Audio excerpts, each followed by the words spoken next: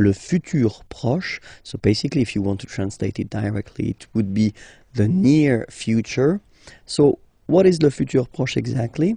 It's the possibility that we have in French and in other languages to construct basically a future with aller at the present form followed by the infinitive, so the basic form of the verb. Okay, so like in English you would say I am going to travel, for instance. In French we would say je vais voyager. Okay, so remember, first aller that you conjugate at the present form, and then you will put your verb at the infinitive form. Okay, so first, of course, we did introduce the verb aller and the way to conjugate it, but still I think that it is really important to see how it goes. So we will see one more time the conjugation of aller at the present form. Okay, first person here, je vais. Remember, final S not pronounced. Je vais. Okay, tu vas. Same thing here, final S not pronounced. Tu vas. Il, elle va. Nous allons. Final S not pronounced, and then when you get this ON combination, you get this nasal on, really in your nose, okay? On. And then let's make this little liaison here to make it sound more beautiful. Nous allons. Nous allons. Okay? Same thing here. Vous allez. Vous allez. Alright? Remember, classic ending for vous, a Z, okay? But then when you combine these two letters, you get the sound E. Okay? Allez. And then vous allez. Alright? And the last persons. Ils, elles vont. Ils vont. Elles vont. Okay, remember, final T not pronounced, so you get this ON nasal here. On vont. Okay, so let's see them one more time. Je vais, tu vas, il va, elle va, nous allons, vous allez, ils vont, elles vont. Okay, so that's the first part that we will use to construct this futur proche, okay? And then the second part will be, well, the verb that you want to express, but at the infinitive form. So I've been writing few examples here.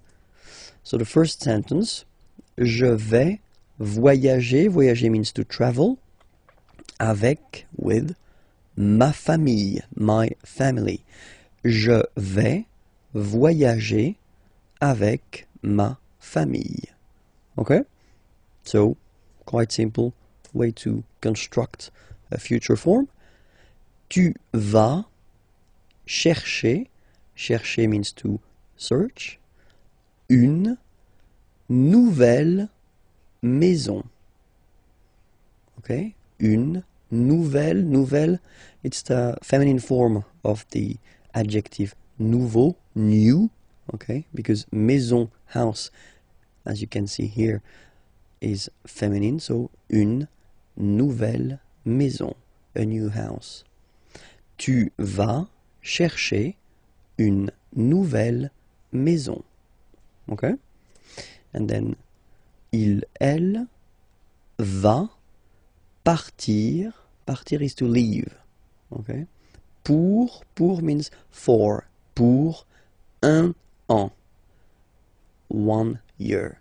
Un an. Okay?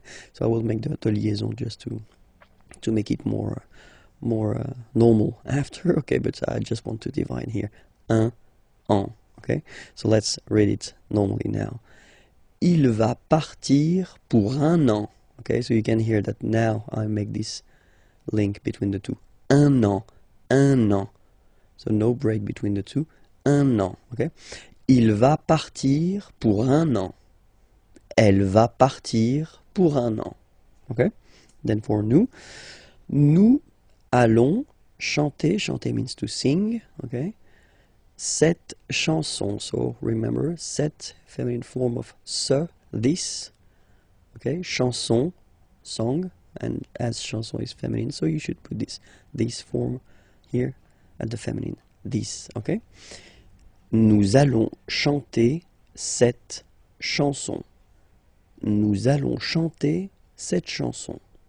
And then for vous, vous allez adorer, so adorer, to adore, to love a lot, ce film, okay? So you see now this, okay? But then it's the masculine form because film here is masculine. Ce film, this movie, okay?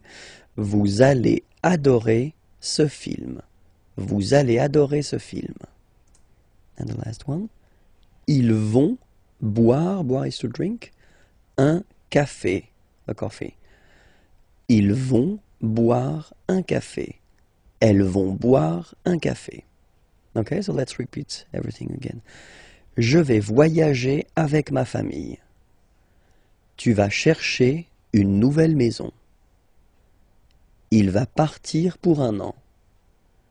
Elle va partir pour un an. Nous allons chanter cette chanson. Vous allez adorer ce film. Ils vont boire un café. Elles vont boire un café. Bonjour à tous, hi everyone and welcome to Learn French with Vincent. This is Unité 4, leçon B.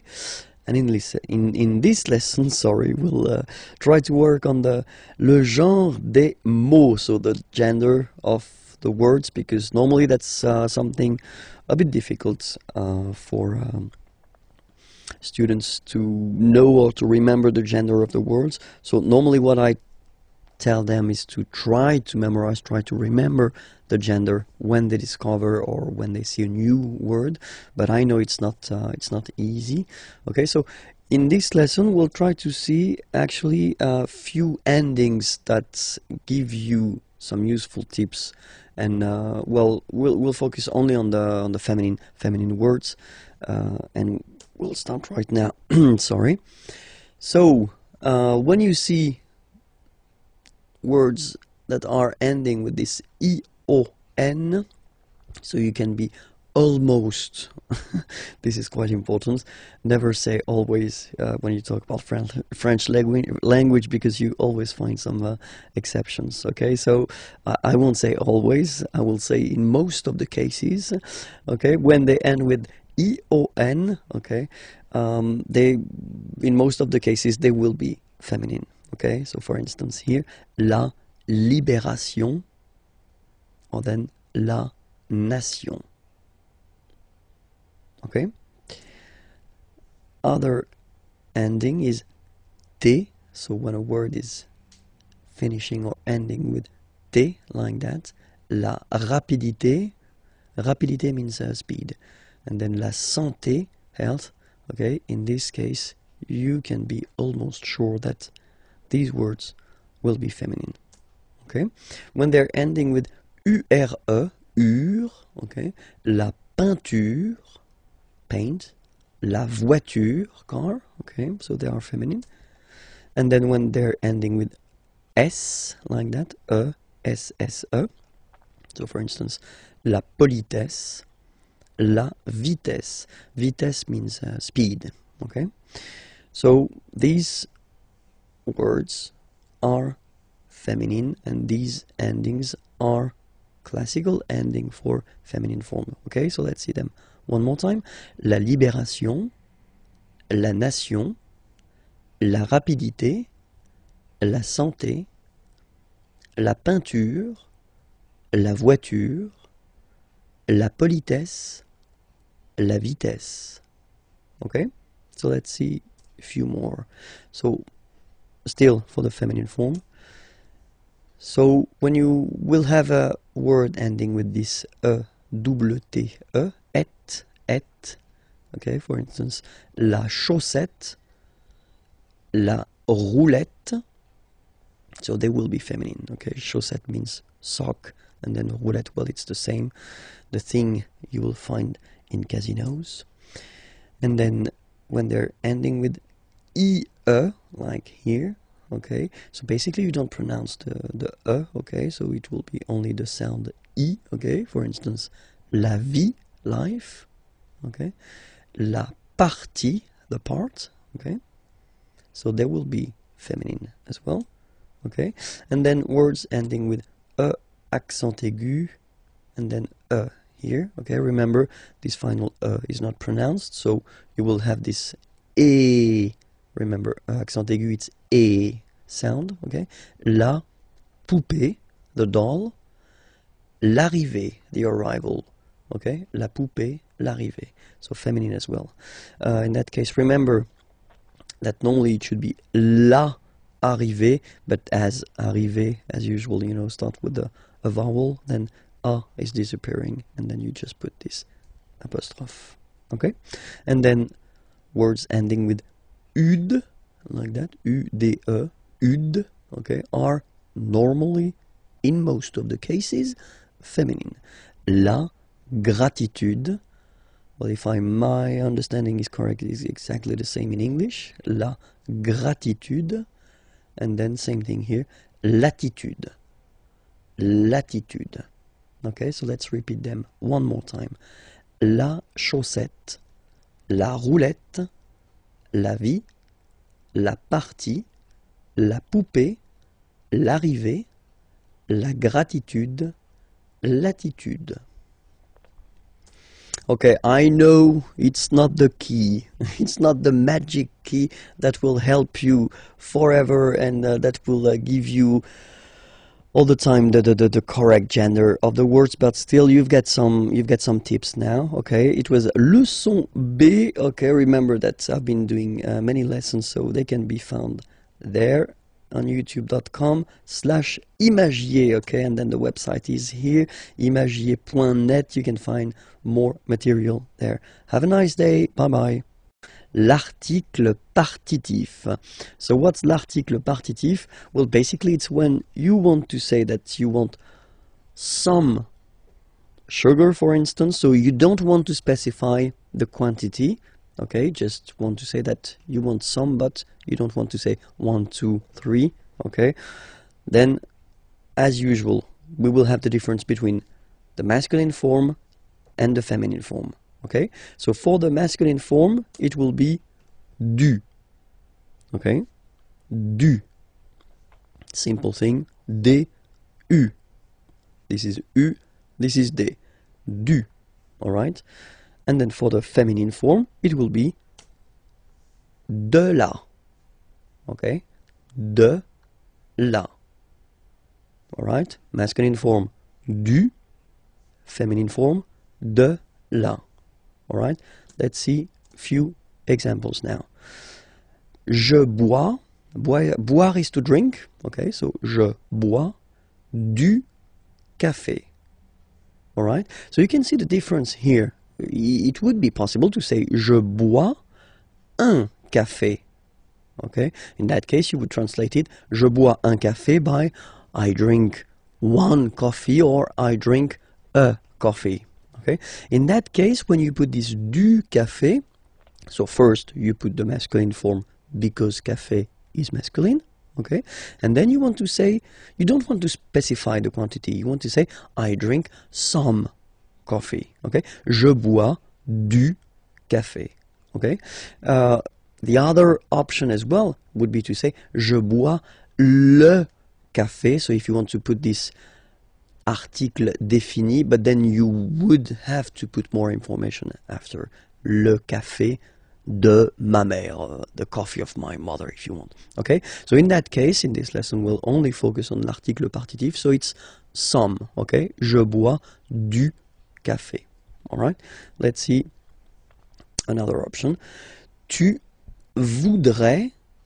So I wanted to introduce this voudrais form, okay, so it's coming from vouloir. Vouloir is to want, okay, but then it's not the present form here, the classic present form, it's the conditionnel form, okay, so it's the polite form that normally we should use. So I would like to have, you know, you don't say tu veux, you don't say you want, because it is too strong and too direct. So normally we tend to use this conditionnel form. So tu voudrais, you would like to have, and then salade, okay, and it's feminine, so you should put the feminine form of this partitive, so de la salade, so some salad, okay. Tu voudrais de la salade. All right. Let's see another example here. Nous mangeons. So manger is to eat, okay, and that's the form for nous, okay. Nous mangeons du gâteau. Gâteau is cake, okay, and it's masculine, so du gâteau. We eat some cake. Vous voulez, okay, so vouloir again, all right, to want, okay, but here it's the present form, okay. Do you want? Vous voulez du fromage, cheese, du fromage, so some cheese, and it's a question. Vous voulez du fromage? Okay, and the last example here. So I've been putting this il y a, we'll see that a bit later in this unit, but it will come. Il y a means there is, okay? Il y a, there is, okay? Il y a de la neige. Neige is snow, okay? Par terre, on the ground, par terre. So there is snow on the ground. Il y a de la neige par terre. Okay, so let's repeat all these sentences. The first one, je bois du café. Second one, tu voudrais de la salade. Nous mangeons du gâteau. Vous voulez du fromage? It's a question. So I've been insisting a little bit too much maybe. Let's do it one more time. Vous voulez du fromage? And the last one, il y a de la neige par terre. Pourquoi? Why? Pourquoi? Why? Okay? So, if you ask a question with pourquoi? Why? Normally, the answer that you will have will start with whether parce que, because, okay, or then pour plus one verb at the infinitive form, so the basic form, okay? So whether parce que, and then you just start a sentence, or then pour plus a verb at the infinitive form, okay? Let's see now some examples. First question, pourquoi es-tu ici? Pourquoi es-tu ici? Okay? Ici means here. Es-tu, are you? Why are you here? Pourquoi es-tu ici? So the first answer, parce que, so because, je suis invité, I am invited, by Nicolas. Because I am invited by Nicolas. Parce que je suis invité par Nicolas. Okay, so normally when you start with the parce que, so you want to express the reason why, okay? Parce que je suis invité par Nicolas. Alright? And then, other option would be pour passer la soirée. So in that case, passer should be translated like spend, okay? Pour, to spend, pour passer la soirée, the evening, avec, with, vous, you. Pour passer la soirée avec vous, to spend the evening with you. And in that case, when you will start your answer with pour, okay? So you will express what will you will do after that, okay? Pour passer la soirée avec vous, okay? And in that case, parce que, you want to introduce the reason why, okay? So that's the way we will construct answers when you will ask a question with pourquoi, okay? Où est le cube? Where is the cube? Où est le cube? Okay, so let's see that together. So here, first situation, here, Okay, so this is le cube and this is le cylindre. Okay, so just to make it clear, because that's the things we'll use to introduce, well, the prepositions. Le cube est sur le cylindre. So you can see it's on. Okay, so sur le cylindre. Okay, and there is contact here. Okay, it's quite important. Second option, same thing, but it's basically under here. Le cube est sous le cylindre. Okay, le cube est sous le cylindre. Don't pronounce the final S, and then this OU combination of vowels is pronounced OU. Okay, sous, sous. Le cube est sous le cylindre. Alright? Then, here, no contact, and that's really important, okay? Le cube est au-dessus du cylindre. So let's repeat it. Le cube est au-dessus, final S not pronounced here, au-dessus du cylindre. Okay? Then, same situation, sorry, but then the opposite, so it's here and no contact here. You can see no contact. Le cube est au-dessous du cylindre. Okay? Au-dessous, final S not pronounced, du cylindre. Le cube est au-dessous du cylindre. Alright? So, here, I've been putting the plural form because we've got two here. Les cubes sont à côté du cylindre. So, next to, okay? Les cubes sont à côté du cylindre. Le cube est à gauche du cylindre. Okay? Gauche, left. On the left of le cylindre. Le cube est à gauche du cylindre. Okay? Then the next one. Droite, obviously it's right, on the right. Le cube est à droite du cylindre. Le cube est à droite du cylindre. Okay? In front of. Le cube est devant le cylindre. Le cube est devant le cylindre. And now, behind, it's not possible to see it, that's the reason why. Le cube est derrière, so behind, le cylindre. Le cube est derrière le cylindre. So I've been taking away the color just to show you that it's inside, okay? So in, le cube est dans, so in, le cylindre. Le cube est dans le cylindre. Les adverbes de lieu. So really useful, and we're starting right now.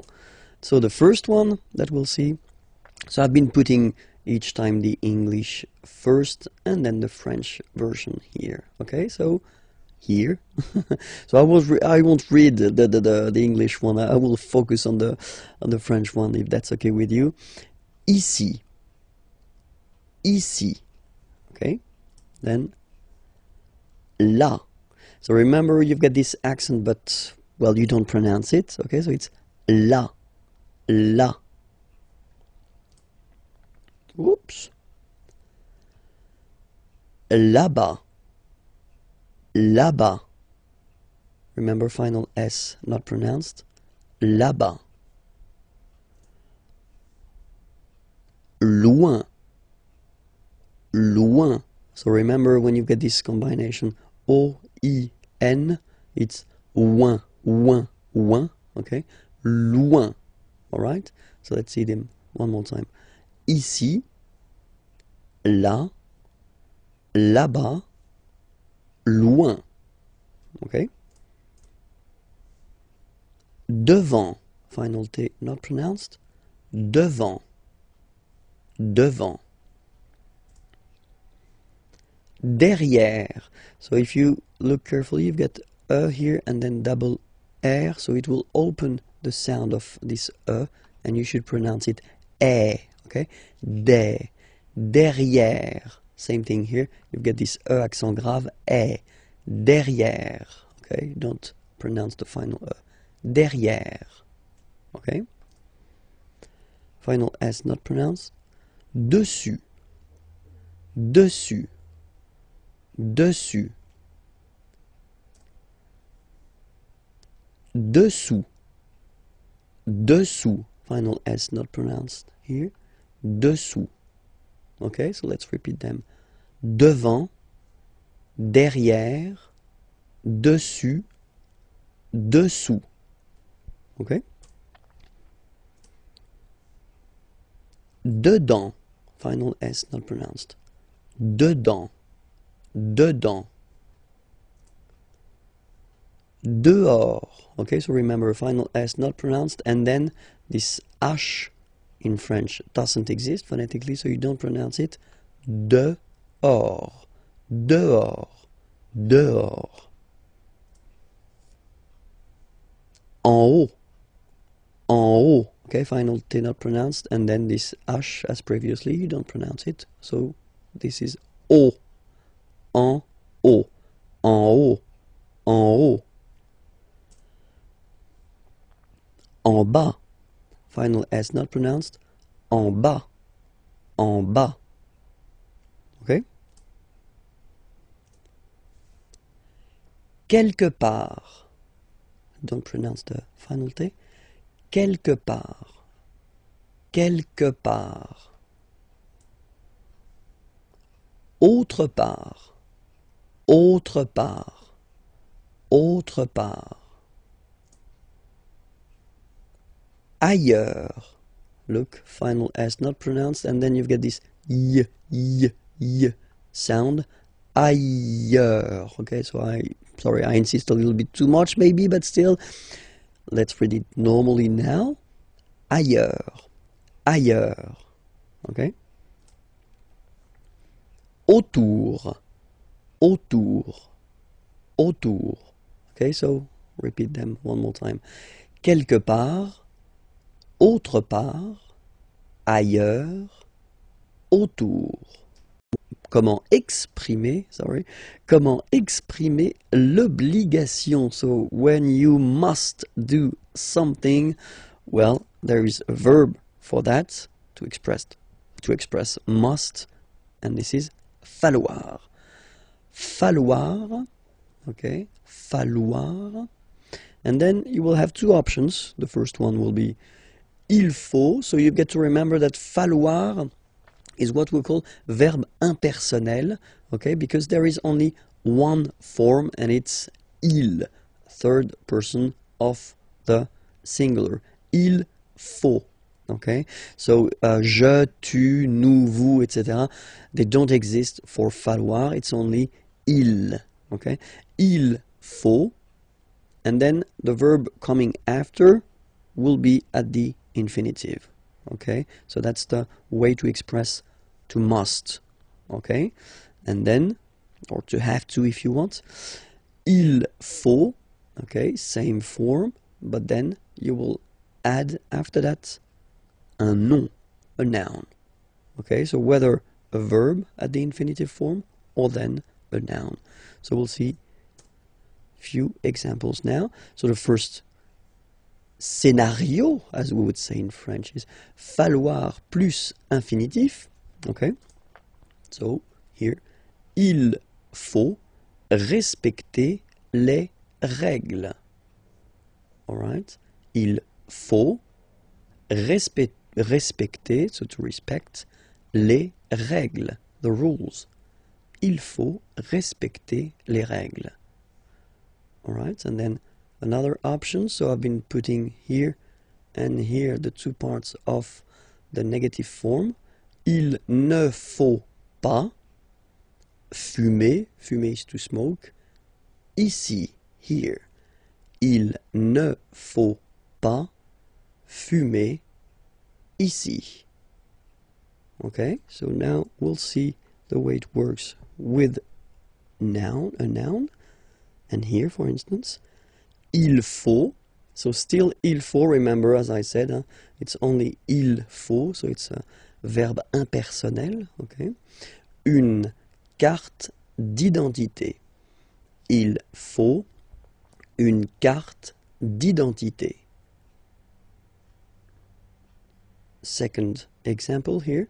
Il faut un parapluie, umbrella, un parapluie, car, because, il pleut. It's raining. It rains. Il faut un parapluie, car il pleut. Les adjectifs ordinaux. Les adjectifs ordinaux, so in English it would be first, second, third, fourth, etc., etc. So we'll see how they go in French. And so we'll start with the first, okay? And as usual in French, remember, we've got the difference between the masculine form and the feminine form, okay? So each time we'll have here and here the masculine form and the feminine form. Here, that's the way you can see them written when you get to make them short, okay? So they can be written like that, okay? So we'll pronounce them. Le premier, so the first, le premier, la première. Le premier, la première. Okay? Then, le deuxième, la deuxième. So in that case, it's only the le and la that will be different, because deuxième will be the same if you look at them. Okay? Then, same thing here. Le troisième, la troisième. Le troisième, la troisième. Okay? Le quatrième, la quatrième. Le quatrième, la quatrième.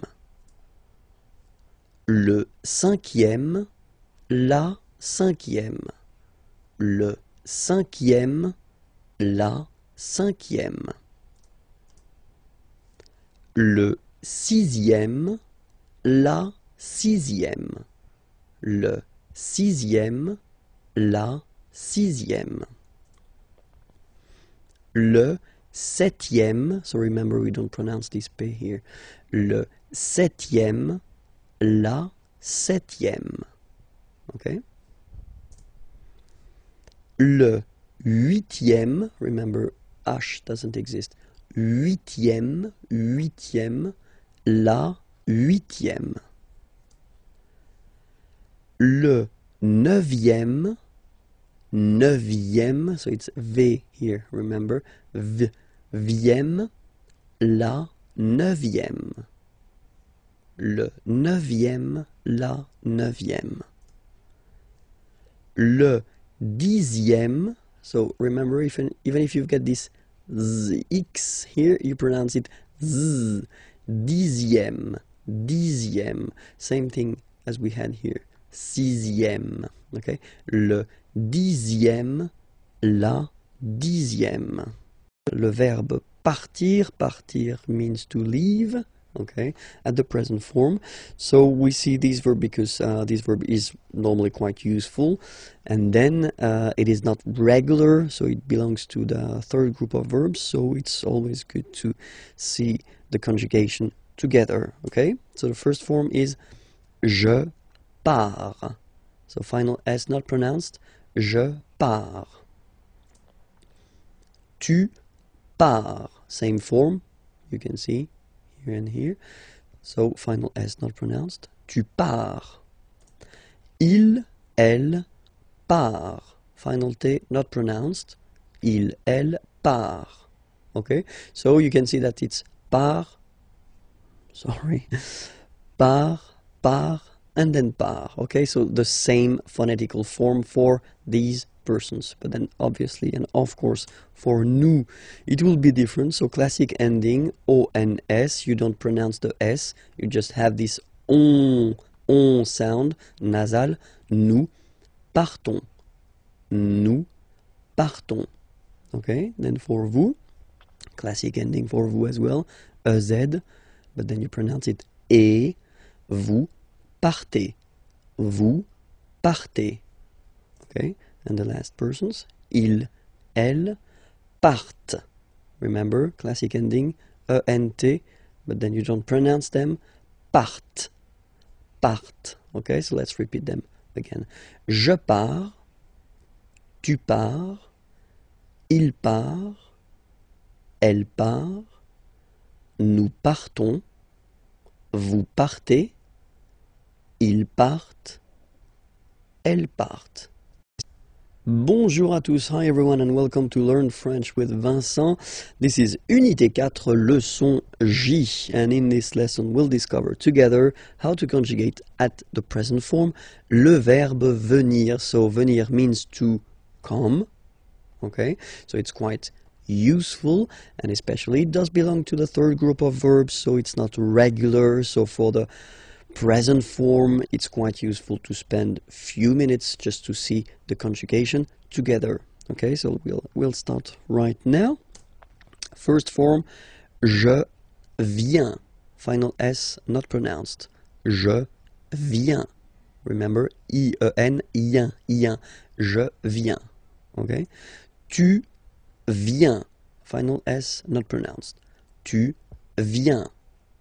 Okay. Then il, elle, vient. Final T not pronounced. Il, elle, vient. Okay. So, je viens, tu viens, il, elle, vient. Phonetically, it's the same form. Okay. But then for nous, it will be a bit different.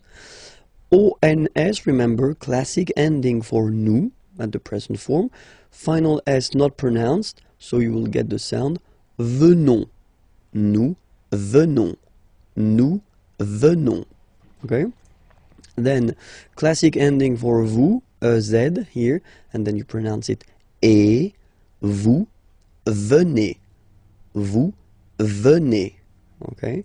And the last one here. So you've got this double N just after the so it will change a little bit your pronunciation. You will have to pronounce this like eh. Okay. Ils viennent. So remember this classic ending ent for the third person of the plural is here, but phonetically it doesn't exist, so you don't pronounce it. Viennent, viennent. Okay. Ils viennent, elles viennent. All right. So let's see the form one more time. Je viens, tu viens, il vient, elle vient, nous venons, vous venez, ils viennent, elles viennent. Alright? So, venir is quite important. Be sure to remember it by heart. Please, please, please, s'il vous plaît. And then, when you're ready, you can go at the following address to find the next lesson, okay? And then more material here, imagej.net. Have a great day. Au revoir. Les pronoms COD, okay? So no stress, but still it will be quite important, okay? Les pronoms COD. So we'll take first a sentence, okay? So it's a question, and it's tu regardes la télévision. Okay, so tu regardes, regarder is to watch, la télévision. So if we look at this question, okay, and then we want to define all the elements, the first thing that we've got in this sentence is tu. Okay, so it's here, and it's sujet, so the subject of the sentence here. Okay, second part that we've got here is regarde. Okay, regarde here, and it's the verb, okay, that you've been conjugating. It's es, just because it's tu, all right? And the second part, or the third part here, so the last part, la télévision.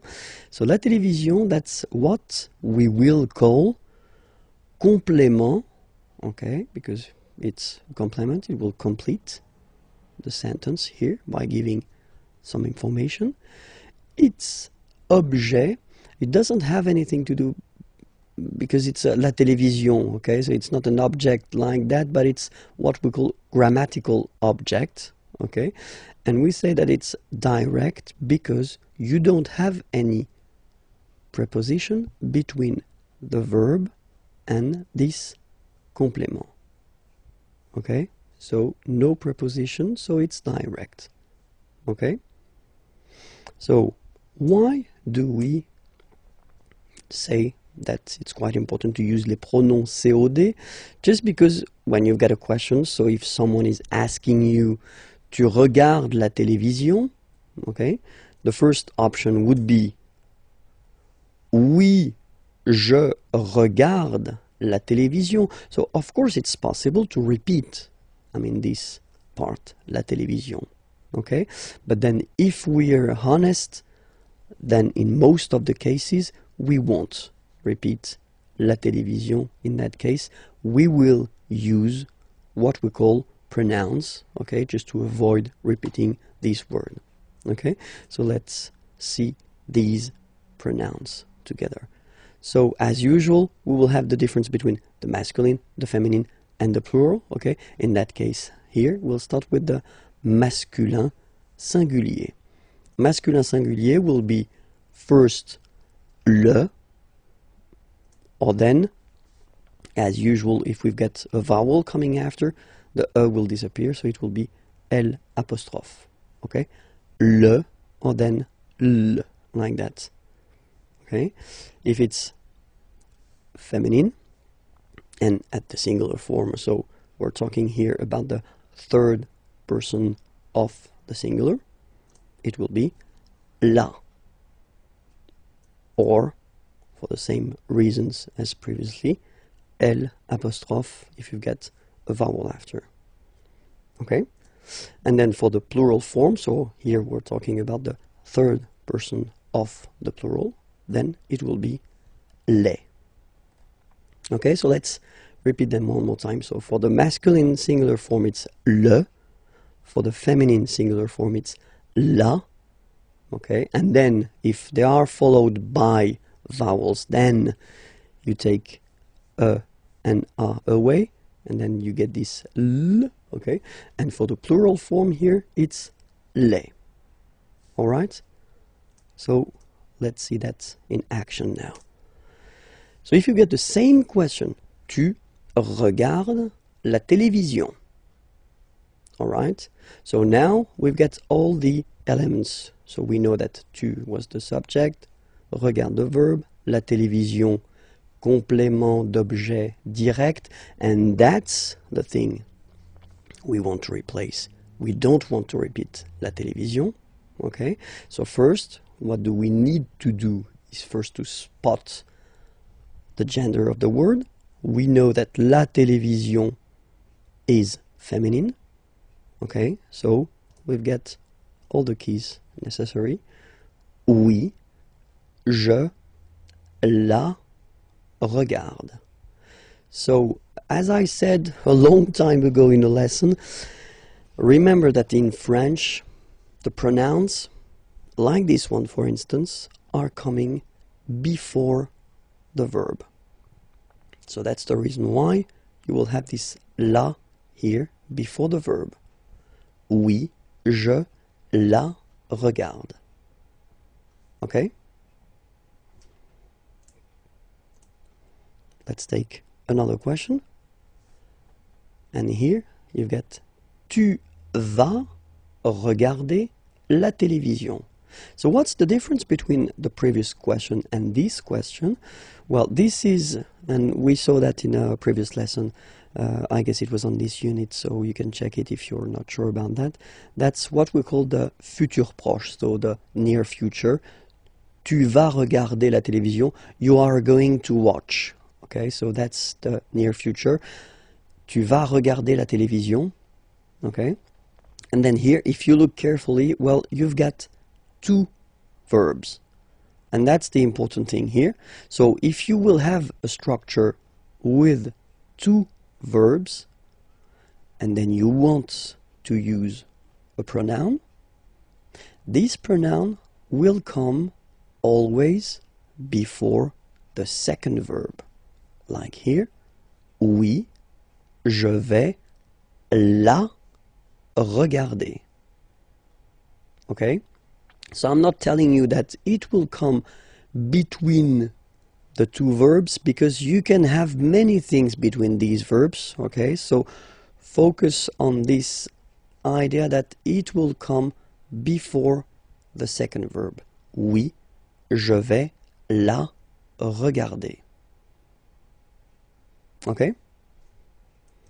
So we'll see that les pronoms complément d'objet direct can replace all the persons.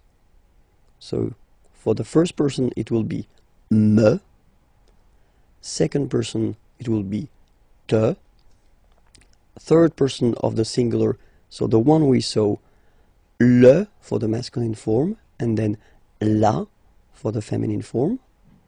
First person of the plural, nous.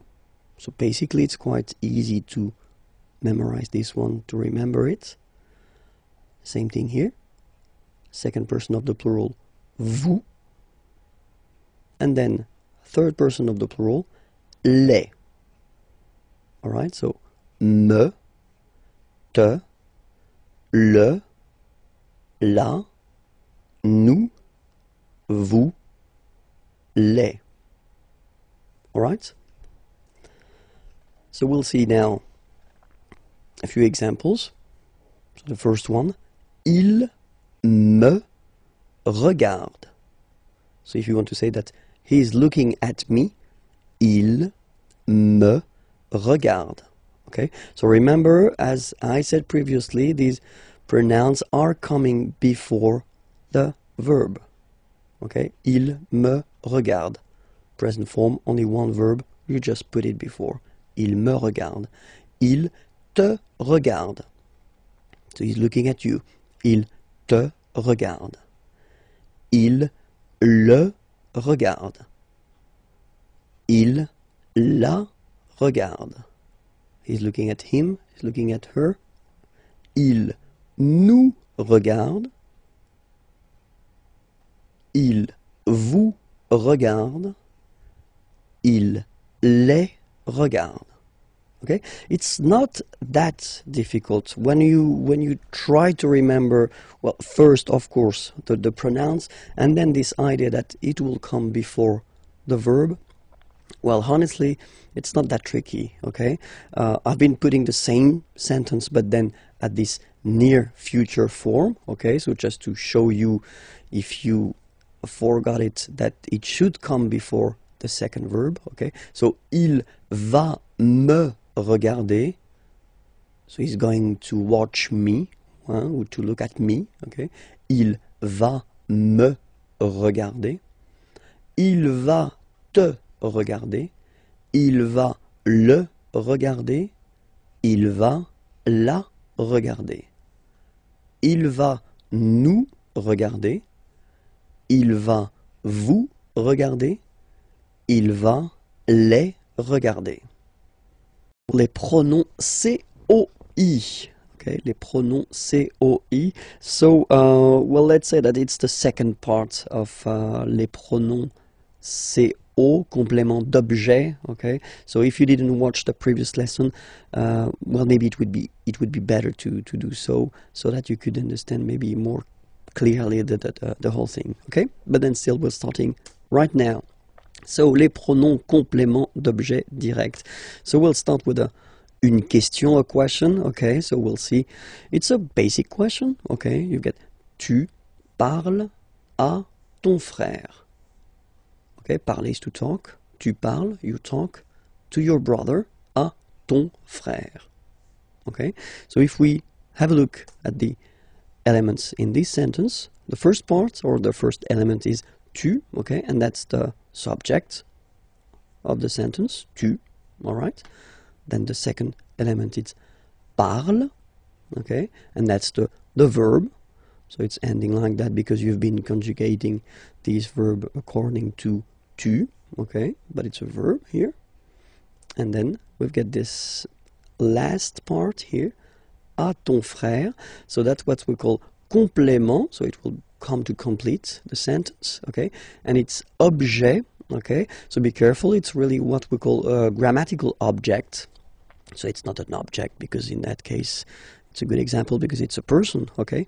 But then it's a grammatical object, and it's indirect because you've got this preposition a here, okay? So in the previous lesson, we saw the direct ones, okay? They were without any preposition, okay?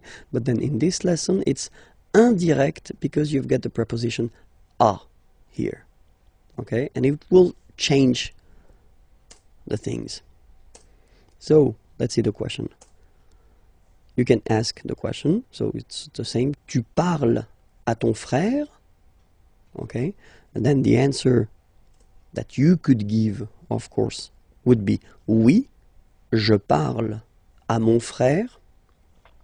But let's say that in most of the cases in French, we won't repeat this à mon frère part, okay? We'd rather use pronouns just to avoid repeating this complément d'objet indirect, okay? So we'll see how they go. As usual in French, we will have the difference between the masculine form, the feminine form, and the plural form, okay? And here, just to start, we'll start with masculine singular, okay? Masculine singular form will be lui, okay? Ui, lui, all right?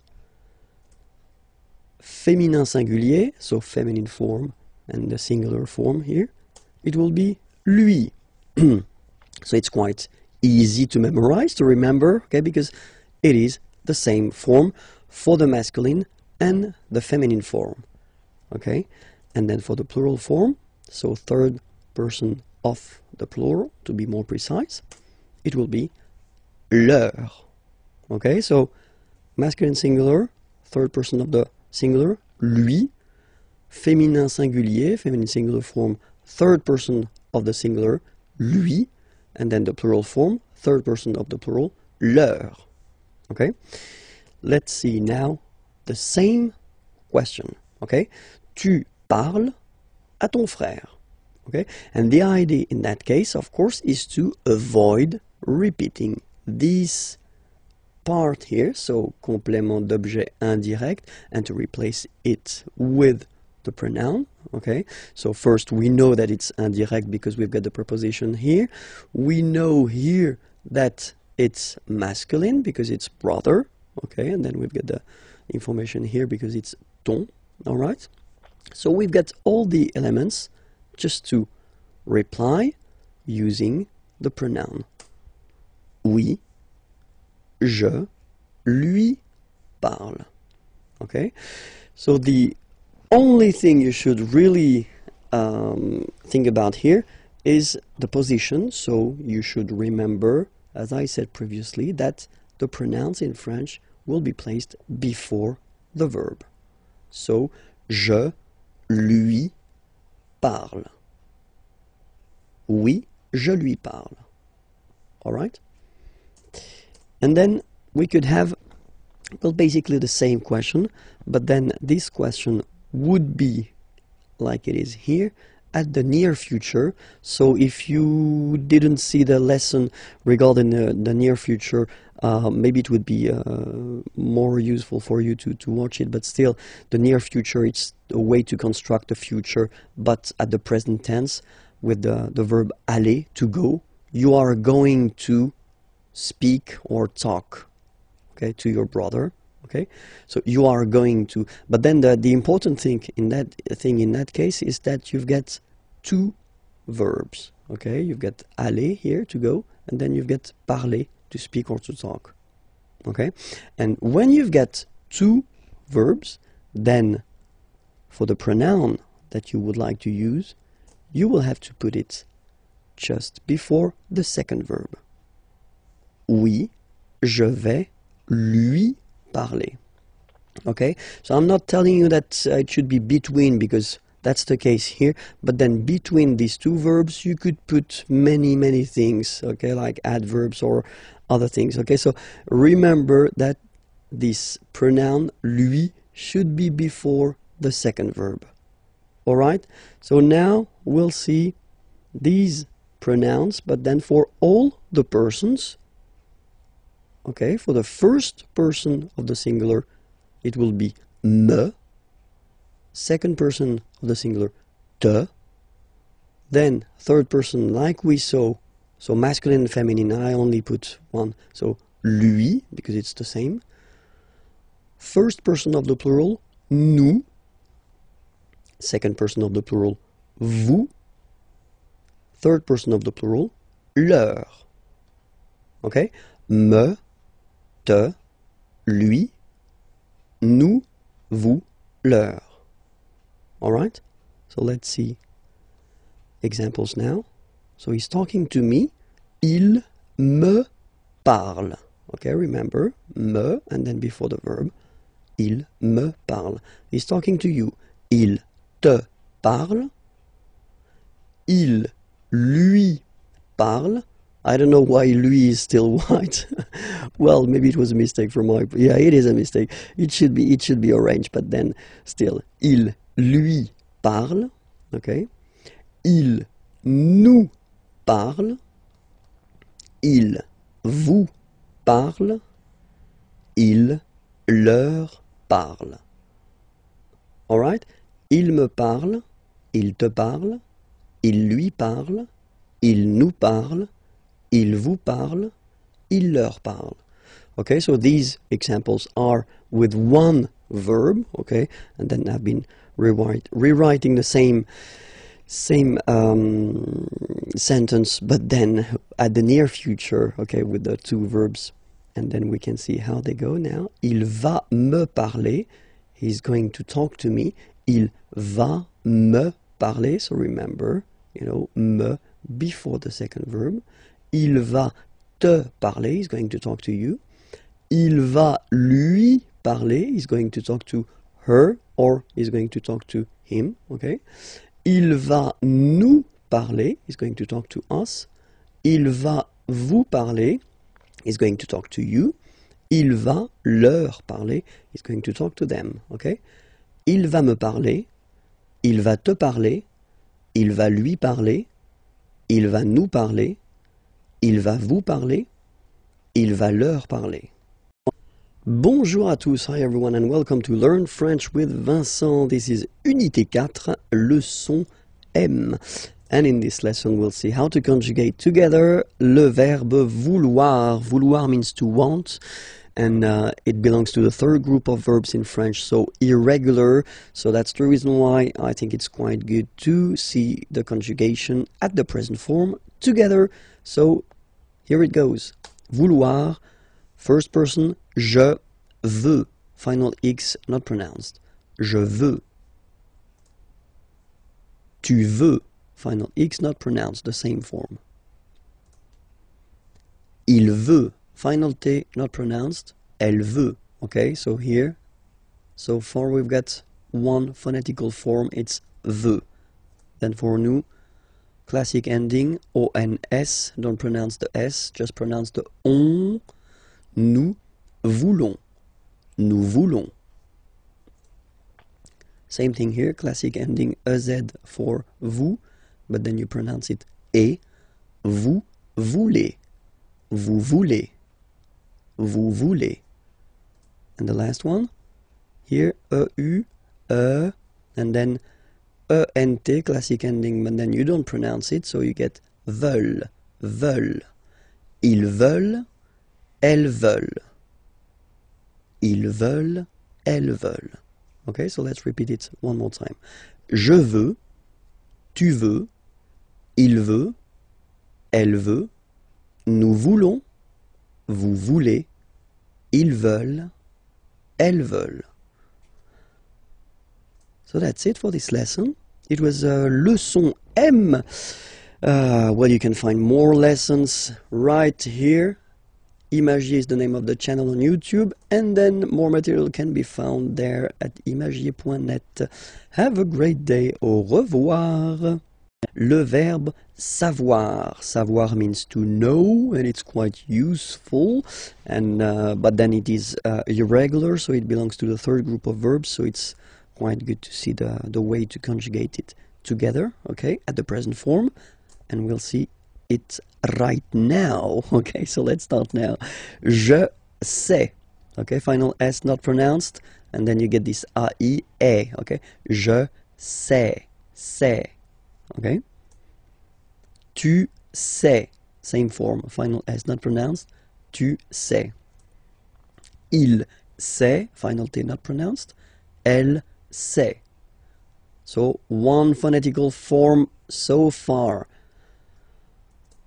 Nous savons. So classic ending for nous, O-N-S. You don't pronounce the final S. Nous savons. Nous savons.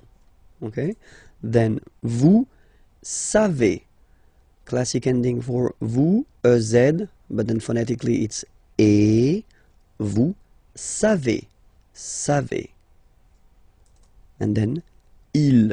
Here, classic ending for il and elle at the plural form. E-N-T, you don't pronounce it, so you get the sound savent, v-v-v-v, savent, okay?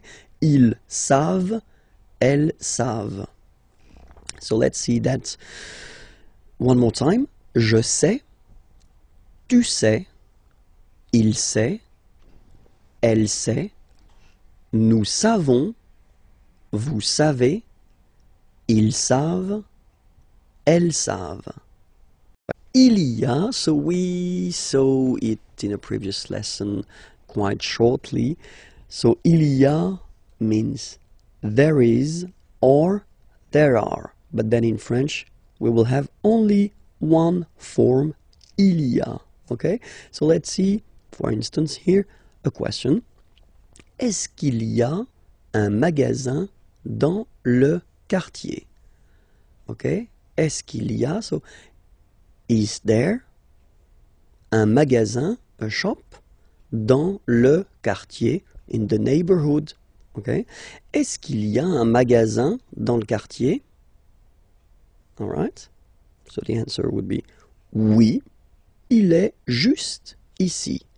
Yes, it is right here. Oui, il est juste ici.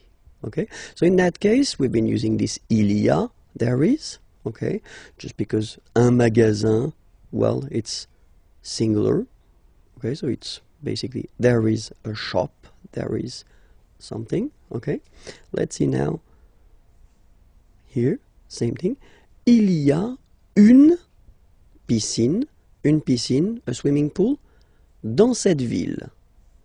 Il y a une piscine dans cette ville. All right. So you can see that in the first example, I've been using this est-ce que. You remember we saw that previously that you can add if you want to ask a question, okay? Or then it's possible here just to keep the same order. There is, il y a, okay? Une piscine, a swimming pool, dans cette ville, in this town, okay? But then don't forget to raise your voice at the end because it's a question. Il y a une piscine dans cette ville? Il y a une piscine dans cette ville? Okay, just a little bit to make it clear that it's a question, okay? So answer, oui, elle est à côté de la mairie. À côté, remember it was next or near, okay? And then la mairie, city hall. Oui, elle est à côté de la mairie. All right? So in both cases here, il y a, just because it was masculin singulier, okay? And then here, il y a une piscine, féminin singulier. All right, and we'll see now the other option that we would have to ask correctly the question. So first, look at it. Il y a, actually, you should change the order and put it like that. And the way you will pronounce it is y a-t-il, y a-t-il. Okay, so that's the correct form to ask a question with il y a, so the formal form, if you want. And then des toilettes, here it's the plural form, okay, toilets, okay. So it doesn't really change because it will stay il y a, okay? But then here, of course, the order is changing, so that's the reason why it can be a bit tricky to notify the fact that basically it doesn't change even if it's plural here, okay? Dans ce restaurant, in this restaurant. Y a-t-il des toilettes dans ce restaurant? Y a-t-il des toilettes dans ce restaurant? Okay, and then the answer, oui, elles sont juste à droite. Okay, droite, remember, it was on the right. À droite, on the right. Just on the right. Oui, elles sont juste à droite. Okay, so to resume the whole thing, remember this il y a will be used so for there is, so like here, un magasin, a shop, so it's the singular form, okay? Or then here as well, il y a, there is, une piscine, a swimming pool, but still it will be also used as like that, il y a, okay, or then in the other order here, for the plural form, okay? It doesn't change. So that's one interesting thing in French. For once, it's easy. It doesn't change. Il y a plus singulier, or then il y a plus pluriel. Okay? We will discover together the passé composé form of the verb aller. Aller is to go. Okay? And remember that aller is one of the tricky verbs in at the passé composé form because it will use être and not avoir as most of the verbs. Okay, so that's the reason why here you will have the form je suis allé. Okay, and then you can make the liaison here. Je suis allé. Je suis allé. Tu es allé. Tu es allé. Il est allé. Il est allé. You've got this little liaison between the two. Il est allé. Feminine form. Elle est allée. Okay, so have a look here. Remember, if you don't know that already, then I would advise you to check the lesson on the passé composé that we did previously. Okay, so you've got to add this feminine mark at the end of your participe passé here, just because elle is feminine, and then you're using this être verb to construct the passé composé. That's the reason why. Phonetically, it doesn't exist. You don't pronounce it, so you get elle est allée, and then for the masculine form, il est allé. So aller is pronounced the same way, but still you have to write it. Okay. Same thing that if you get to put the plural form, then you will have to add this s mark of the plural at the end of your participe passé form here. Okay. Nous sommes allés. You don't pronounce it. Okay, but you write it. Nous sommes allés. Vous êtes allés. Vous êtes allés. Same thing here. You put it, but you don't pronounce it. And then here, masculine form. Ils sont allés. So masculine plural. You put this S. Ils sont allés. Little liaison between the two.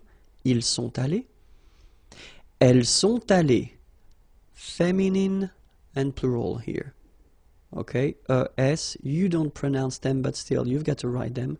And then this little liaison here. Elles sont allées. Okay, so let me repeat the whole thing for you. Je suis allé.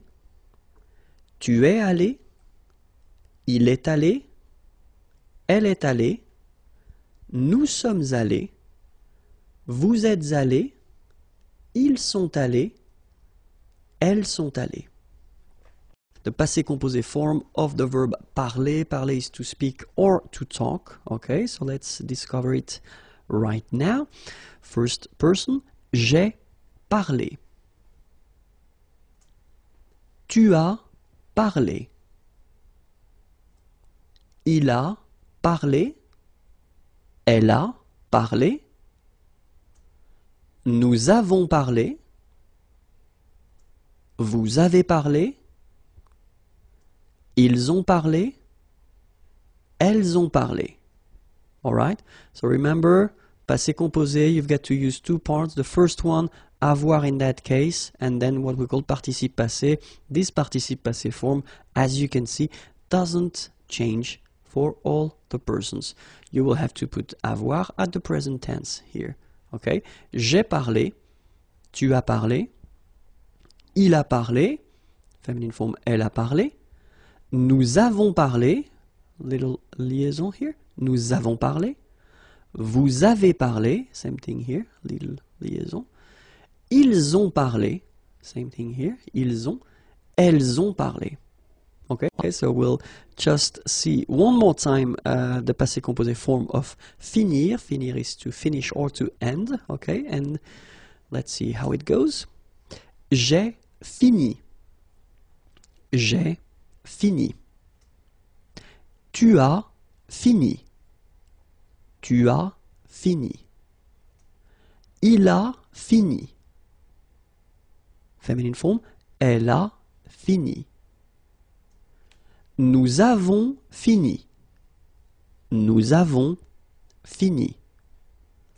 Vous avez fini. Vous avez fini. Ils ont fini. Elles ont fini. Okay, so let's see them one more time. Remember, as we saw previously, you've got avoir here, and then you've got fini. So this participe passé form, the second form that you get to add to construct the passé composé, and fini doesn't change. It's here all the time, and it's written the same way, okay? J'ai fini, tu as fini, il a fini, elle a fini, nous avons fini, vous avez fini, ils ont fini, elles ont fini. Les unités de mesure. Okay, so let's start. 1 millimètre. Les millimètres. 1 centimètre. Les centimètres. 1 mètre. Les mètres. 1 kilomètre. Les kilomètres. 1 mètre carré. Les mètres carrés. 1 litre. Les litres. 1 gramme.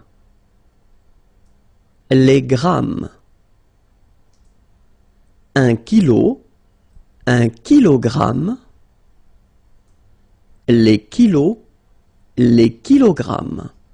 Les faux amis, so they look the same in English and in French, but then the meaning is different. Okay, so let's start now. And then the first one, it will be travailler. Travailler. Okay, remember when you get this I and then double L like that and a vowel. I. Travailler. Okay, travailler, and it means to work. Okay. Sympathique. Remember the H is not pronounced. Sympathique. Okay, and it means friendly, nice. Then rester. Rester. Regular verb from the first group, easy to conjugate. Rester, okay, and it means to stay, to remain.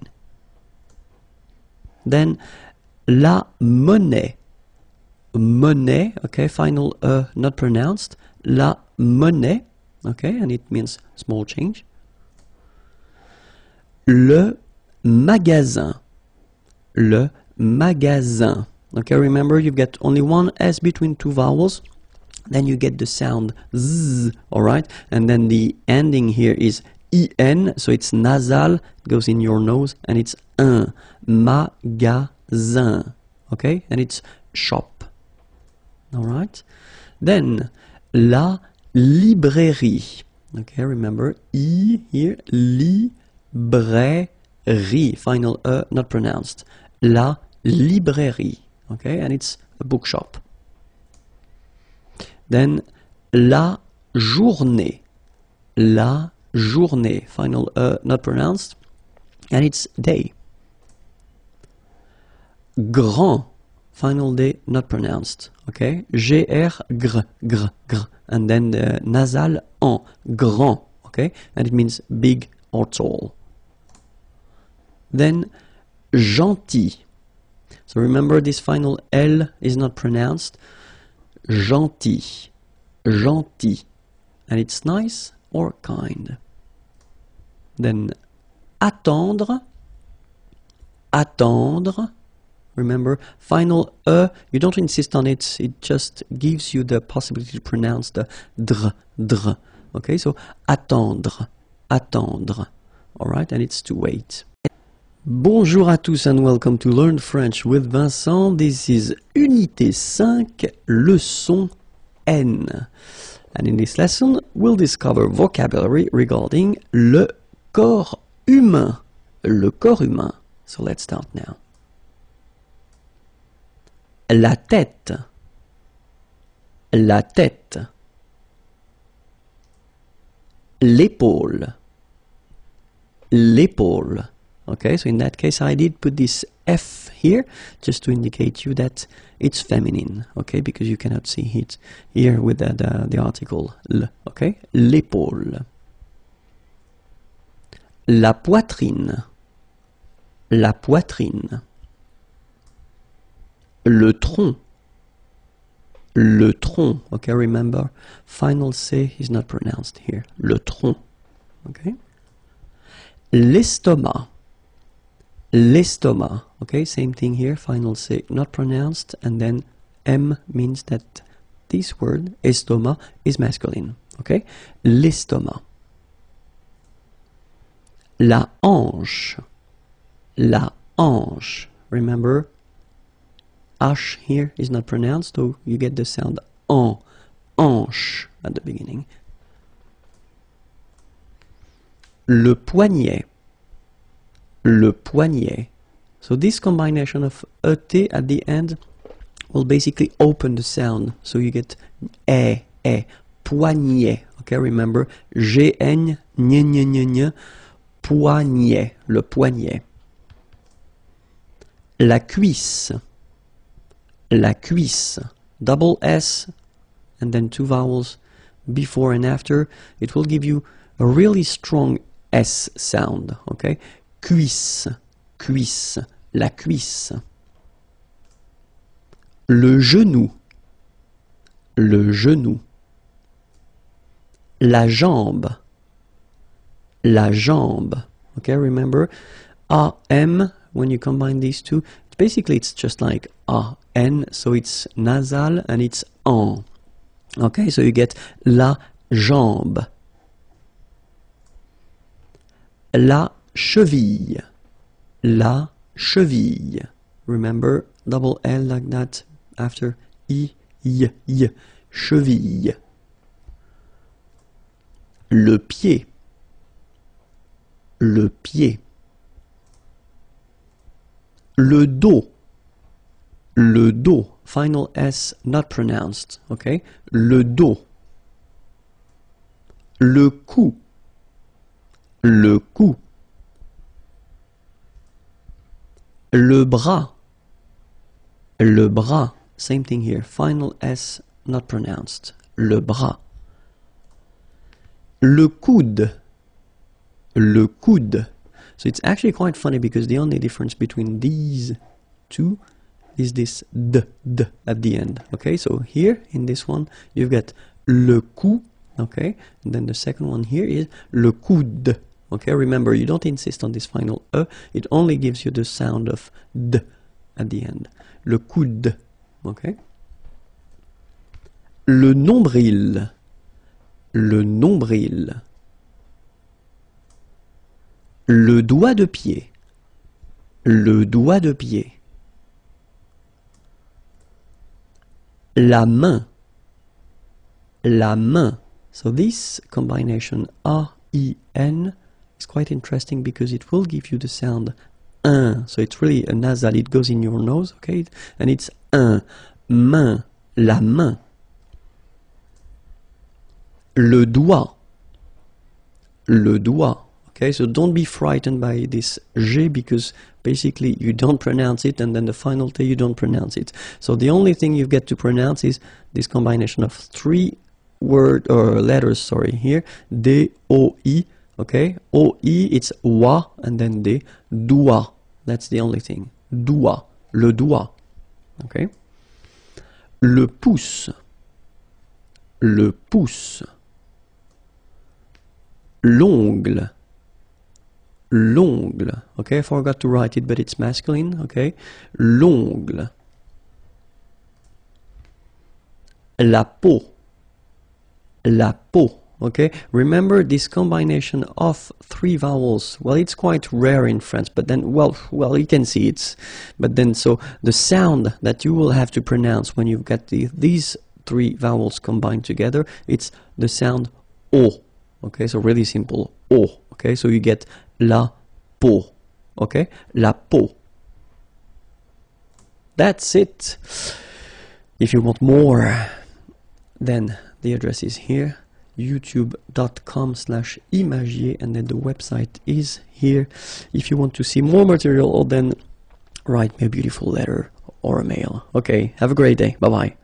Le visage, the face, so we just saw the human body previously, and so we'll continue with le visage, if that's okay with you. Let's hope so. So let's start now. Les sourcils, les sourcils. Okay, so it's quite strange because you get this LS at the end, but then, well, you don't pronounce them. Les sourcils. L'œil, l'œil, strange combination of vowels here, okay, and then you will get the sound and then y, œil, alright, and it's masculine, by the way. Un œil, l'œil, okay. Plural form, les yeux, okay, so that's the tricky thing when you compare the singular form and the plural form, okay, so l'œil, singular, and then the plural, les yeux. Okay, you make this liaison between the two. Les yeux. Okay, final X not pronounced. Les yeux. Les cils. Les cils. Final S not pronounced. Les cils. La joue. La joue. Final E not pronounced here. La joue. La gorge. La gorge. Okay, remember when you get this combination G and O, you get the sound go, go. Okay, so gorge, and then G and E gives J. La gorge. La gorge. Le front, final T not pronounced, le front. Okay, remember this nasal on, le front. Le menton, okay, same thing here, so you get two nasal, the first one here, en, and then the second one here, on, le menton. L'oreille. Remember, when you get this I-L-L and then a vowel, it's I. L'oreille. Alright? And it's feminine, by the way. Une oreille, l'oreille. Le nez. So remember, when you get this combination, E-Z, here at the end of a word, it's E. Le nez. Le nez. La bouche. So remember, C-H combined together will give you this sh sound. La bouche. Okay? La lèvre. Remember, accent grave here. Really open. La lèvre. La lèvre. La bouche, again, I don't know why, don't ask me, I was tired when I made this one, so la bouche, one more time. La langue. Remember when we've got this G and then U and then E, we get the sound G, G. Because when you combine this G and then E, remember it was the sound J. Okay, so you get to put this U between the two to get the sound G, G. So you get la langue, langue. Okay? La dent, final T not pronounced. La dent. Les cordes vocales. Les cordes vocales. So you can notice that as usual in French, you've got this mark of the plural at the end, S, and then S here as well, but you don't pronounce them, okay? Les cordes vocales. Indicateur de temps. So if you want to introduce some sentences or concept at the past, present, or future tenses, then you will have to use them. So let's start now with the past, le passé, okay? And then the first one is hier. Hier means yesterday, okay? Hier. So remember, this H here is not pronounced, okay? So hier. Then la semaine dernière, okay? So it's last week, okay? But then if you look carefully, we've got la semaine, so semaine means week, okay? And then dernière is coming after, okay? So la semaine dernière. And in that case, if you look carefully as well, you get dernière, so it's the feminine form, because la semaine, la, is a feminine word. Okay, so la semaine dernière, last week. And then we get this autrefois, so it could be translated like in olden days or in olden times, okay? Autrefois, so A-U, autrefois, final S not pronounced, okay? Autrefois. Then for the present now, we've got aujourd'hui means today, okay? So don't be afraid by this word because it looks a bit scary if you look at it like that, but take the time to, well, divide it. So the first one, A-U-O, jour, and then dui, okay? H is not pronounced, so you only get this dui thing. Aujourd'hui, aujourd'hui, and it means today, okay? Then cette semaine, okay? So we've got here what we call adjective démonstratif, okay? This, cette, okay? And it's at the feminine form, cette, and then semaine, week, this week, cette semaine.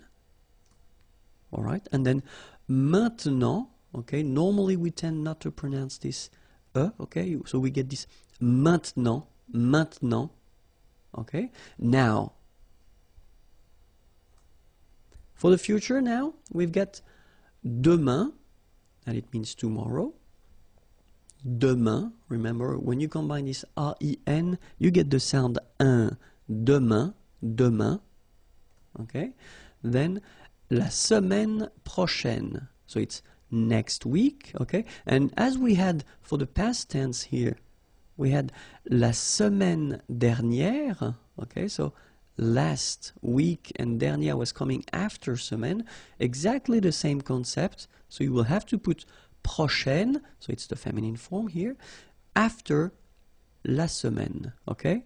So next week, la semaine prochaine.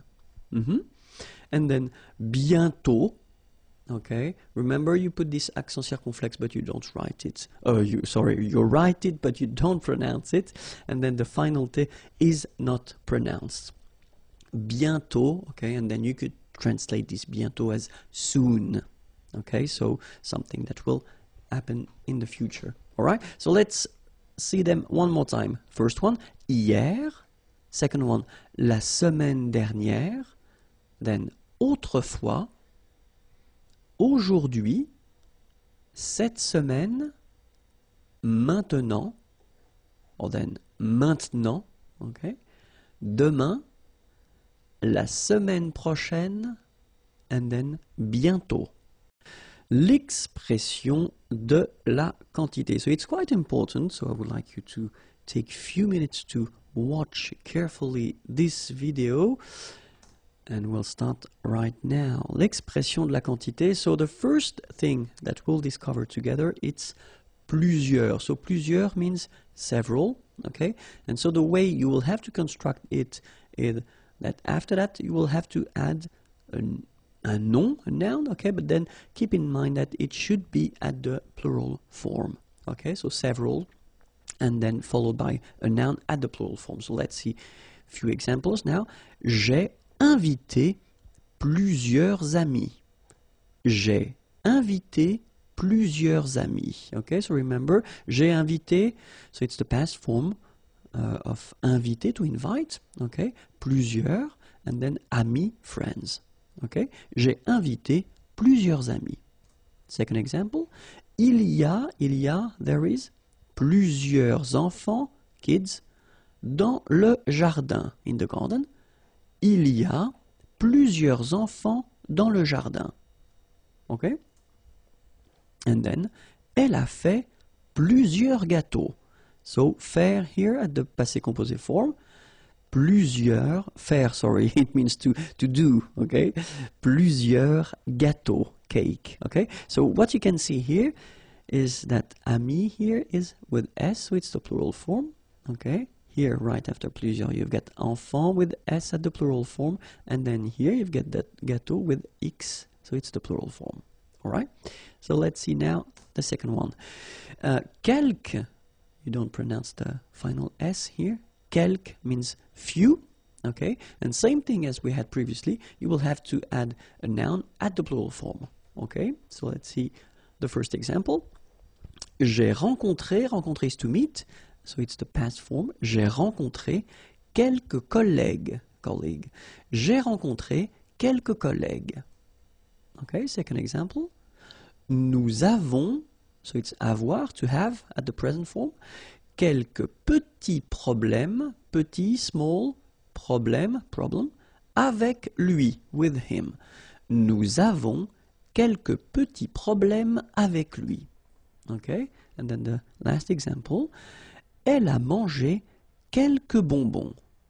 Oh, we get two dots here, I don't know why, but only one is enough. Elle a mangé quelques bonbons. Okay, so manger here is to eat, past form, and then bonbons, candies. So same thing here, if you look carefully, you've got collègue with S, so plural form. Okay, here it's quite interesting because we've got this adjective petit, small, little, but then it's still at the plural form with S, and problème at the plural form as well, okay? And then bonbon here at the plural form with S as well, okay? So now, other possibility would be ne, and then aucun masculine form, or aucune feminine form, so no or not any, okay? And after that you will have to put a name, or a noun, sorry, at the singular form. Okay, so ne aucun, ne aucune, plus a noun at the singular form. All right, so let's see the first example. Elle ne veut aucun conseil.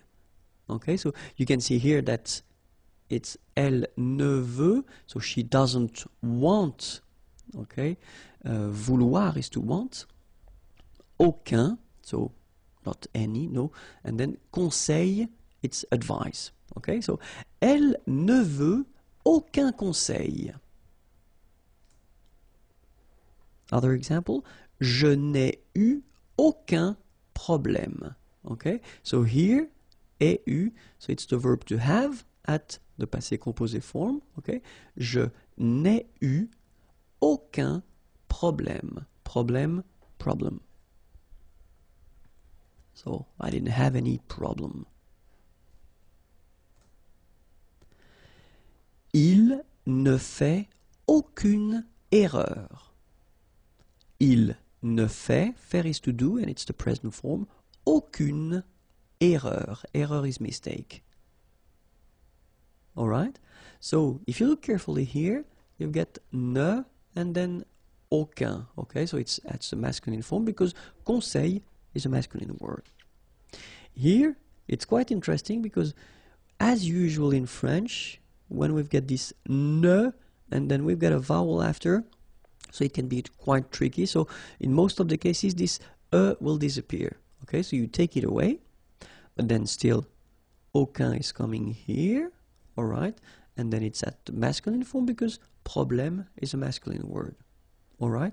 And then the last example, well, you've got the first part, ne, okay? Not modified because faire starts with F, so no problem. But then here you've got this aucune, okay? Aucune, so because erreur is a feminine word, so you will have to put this aucune, all right? So let's proceed now. Un peu, or peu, and it means a few or few, okay? So will be constructed with la préposition de, so you will have to put this de after, and then you will have to put the noun without the article. Okay, so if you want to construct this a sentence with a few or few, so remember, un peu or then peu, then don't forget to put this de and the noun without the article. Okay? Then if you want to use this autant, it means as much. Same construction, you will have to put this de and the name, or the noun, sorry, without the article. Alright, so as much, we use this autant de and the noun without the article. Alright? If you want to use moins, moins means less. Same thing here, you will have to use de after and the noun without the article. Alright, so remember, less, in French it's moins, de, and the noun without the article. If you want to use plus, more, okay, in some cases you will have to pronounce it plus, okay, so you will see that a bit later. De, and then the noun without the article. Alright, remember, more, plus, or then plus, de, and the noun without the article. If you want to use beaucoup, beaucoup means a lot of. It looks a bit strange, huh? Beaucoup, like that. Remember, you don't pronounce the final P, okay? And then you get this combination of vowels, E, A, U, and you get the sound O. So technically it's beaucoup, okay? So it's not difficult to produce orally. Beaucoup, a lot of, okay? Same construction, you will have to put de after, and then the noun without the article, okay? A lot of, beaucoup, de, and the noun without the article. If you want to use trop, and trop means too many, okay? Then you will have to put de and the noun without the article, okay? Remember, too many, trop, don't pronounce the final P. Trop, de, and the noun without the article. All right? And then assez. Assez means enough, okay? Assez. Remember, two vowels here, a and then e, and then double s, so it's really strong, the s. Assez, assez, okay? Assez, so same construction, de, and the name, or the noun without the article. Okay, so enough, assez, de, and the noun without the article. Well, we'll see few colors, les couleurs, okay, so not all the colors because we're just starting, okay, so let's see what we've got. Blanc, blanche, okay, so I wanted to put for each color the masculine form here and then the feminine form here, okay, so here, masculine, blanc, don't pronounce the final C, and then blanche. Okay, remember when you combine this CH, you get the sound sh, blanche. Okay, so blanc, blanche. Noir, noir.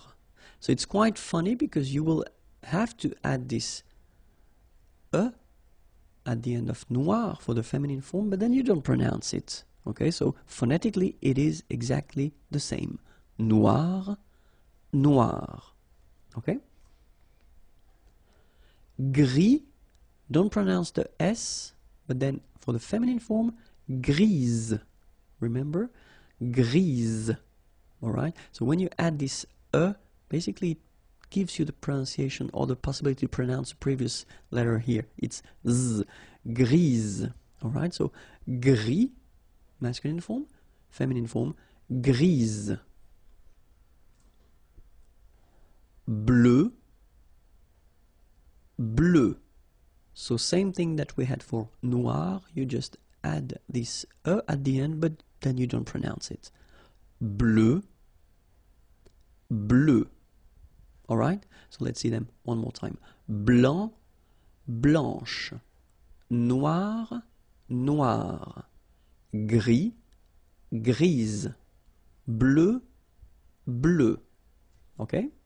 So let's continue. Bleu foncé. Bleu foncé. Okay, so foncé, this adjective, well, basically it will be like dark. Okay, bleu foncé.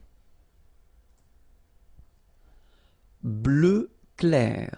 So same thing here. This clair adjective is like light. Okay, bleu clair. Jaune. Okay, so it will be the same at the masculine and the feminine form. Jaune. Jaune.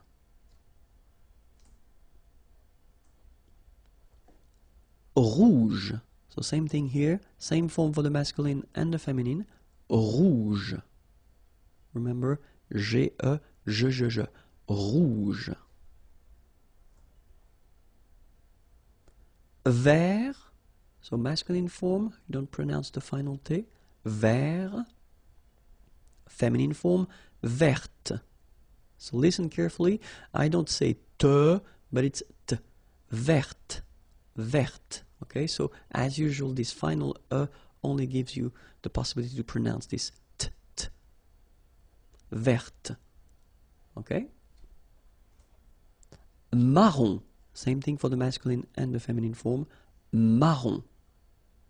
Les verbes impersonnels, so they are really useful and it's quite important to see them. And so we'll focus on 3 verbs. The first one, être, to be.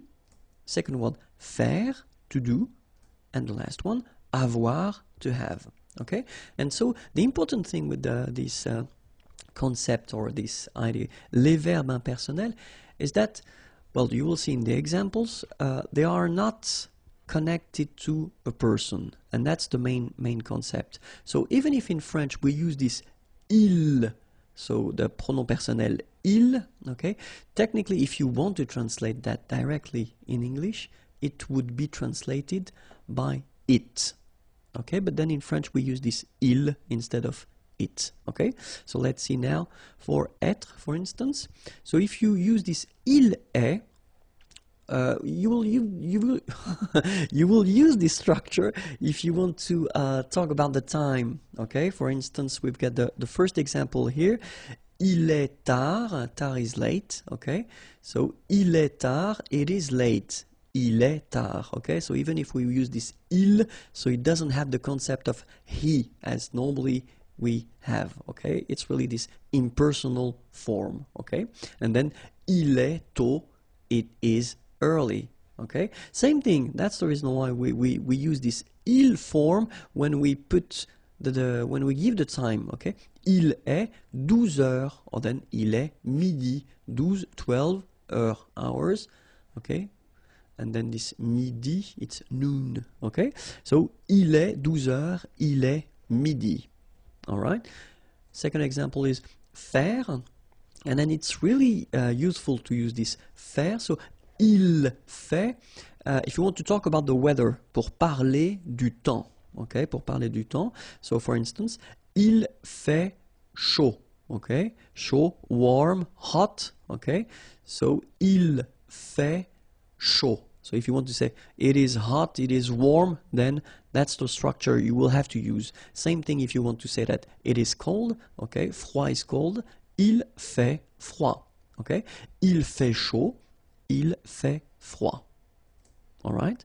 And then if you want to talk about the weather, Okay, in that case it's beau. Okay, it's a nice weather. Il fait beau. Okay, the opposite, mauvais, bad. Il fait mauvais. Alright, il fait chaud. Il fait froid. Il fait beau, so it's a beautiful weather. Il fait mauvais, it's a bad weather. Okay, and the last one, avoir. Avoir, so if you, well, we did introduce that a little bit earlier, but then this il y a structure is quite useful because you can, well, situer dans l'espace, parler du temps, parler de l'heure. So if you want to locate into space, say where things are, or then parler du temps, talk about the weather, or then parler de l'heure, talk about the time. So that's the structure you will have to use, this il y a, il y a. Okay, so let's see one example. Il y a un parc ici. Okay, so there is a parc ici, here. Il y a des nuages, clouds. Il y a des nuages. So even if we've got this il y a, okay, remember that it can be for the singular, or then it can be for the plural as well. So this a won't change. Il y a des nuages. Il y a du soleil, sun. Il y a du soleil. So there is sun. Il y a de la neige. Snow. Il y a de la neige. Okay? And then, if you want to talk about the time or a period, il y a 15 ans. So in that case, it's quite interesting because when we use this il y a 15 ans, technically it's 15 years ago. So this il y a will mean ago. Il y a 15 ans, j'ai voyagé en Chine. Okay, voyager is to travel. You've got the passé composé form here. En Chine, in China. Il y a 15 ans, j'ai voyagé en Chine. So let's see them one more time. Il y a un parc ici. Il y a des nuages. Il y a du soleil. Il y a de la neige. Il y a 15 ans, j'ai voyagé en Chine. Les démonstratifs.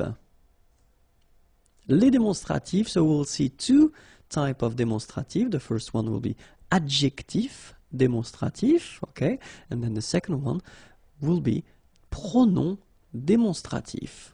All right, so let's start. So we'll see for the adjective démonstratif, the masculine singular form, feminine singular form, masculine plural form, and then feminine plural form. Okay? Masculin singulier, féminin singulier, masculin pluriel, and then féminin pluriel. So let's see how they are. So when we talk about les démonstratifs, technically it would be translated in English like this. Okay?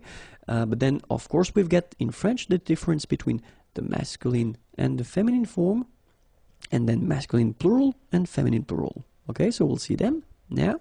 The first one, so for the masculine, so this okay, adjective will be translated in French with ce, so it's the basic form, or cette. Okay, so you will have to use this second option here, this cette, when you will have a name or a noun after that will start whether with a vowel or then with h plus a vowel. Okay, remember this h letter in French is not really pronounced. Okay, so it does indicate to you that when you get a word starting with the sound of a vowel, then you will have to use this cette adjective.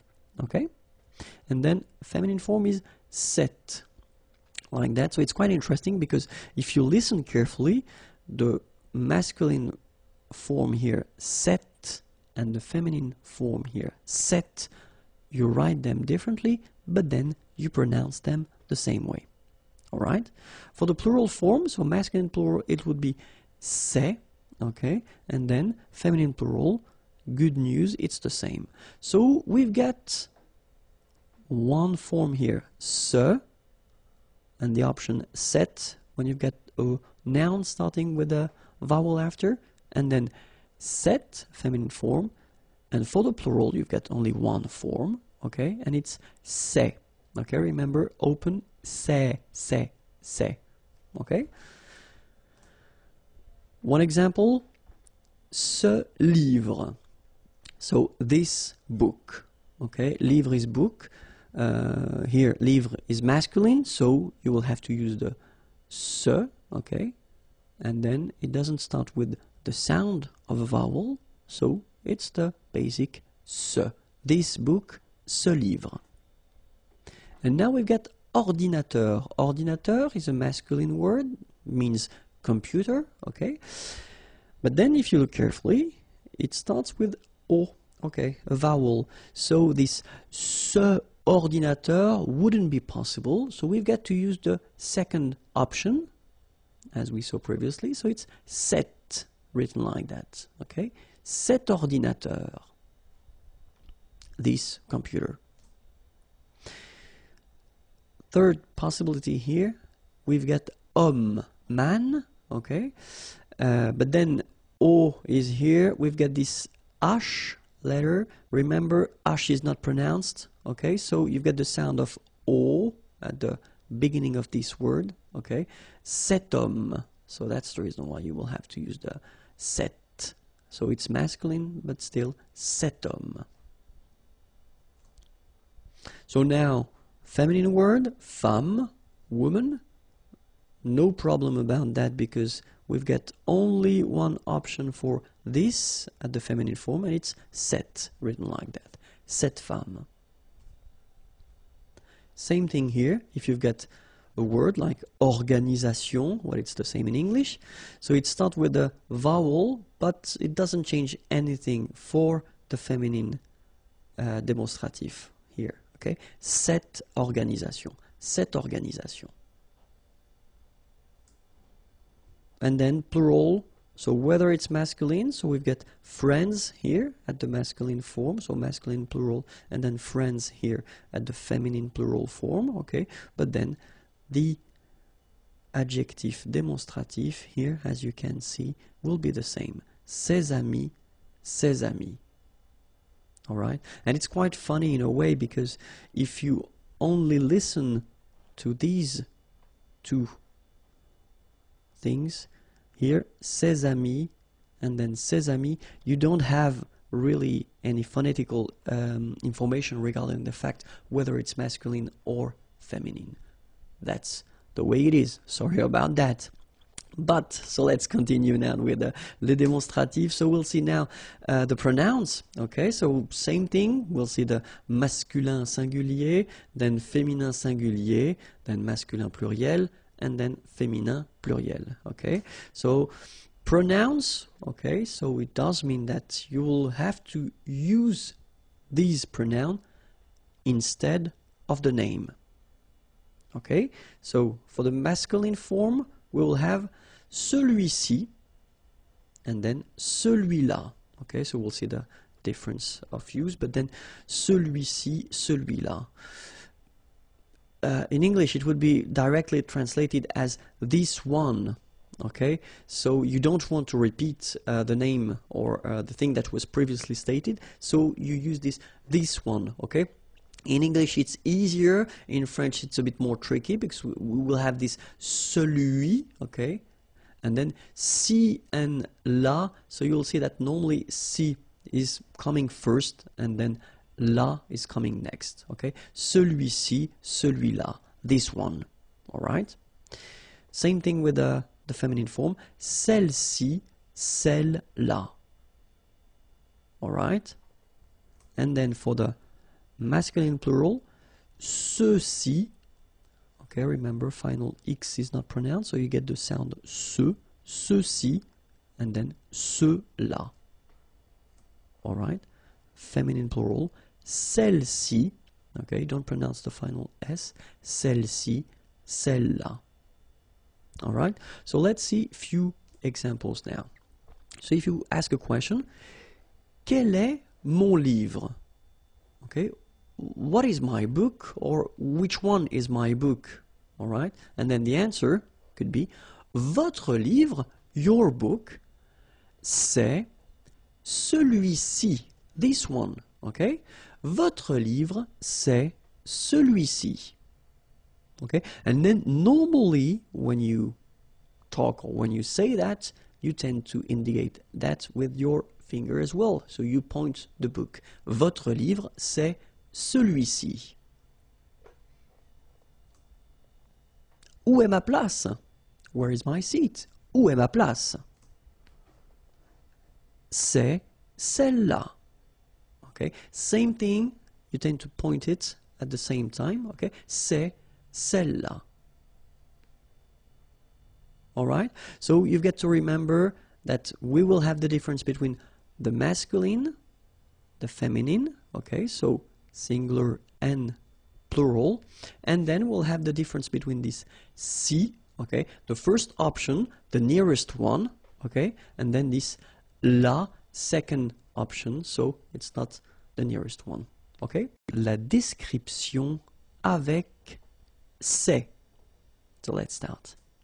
So if you want to use this c'est option to make a description, so c'est technically would be directly translated as it is or this is, okay? But then in French, you will have to add after that the adjective, but the adjective should be all the time at the masculine form. Okay, so remember, if you want to describe something, okay, you can use this c'est, and that's really, you know, a common way to describe things. Okay, it is, this is, but then remember, the adjective that will come after should be at the masculine form.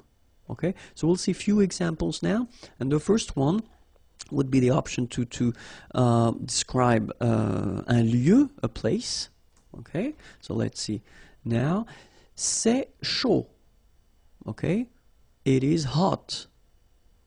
Warm, could be an option as well. C'est chaud, it's warm. Okay, c'est froid, cold. It is cold. C'est beau. Beau is beautiful.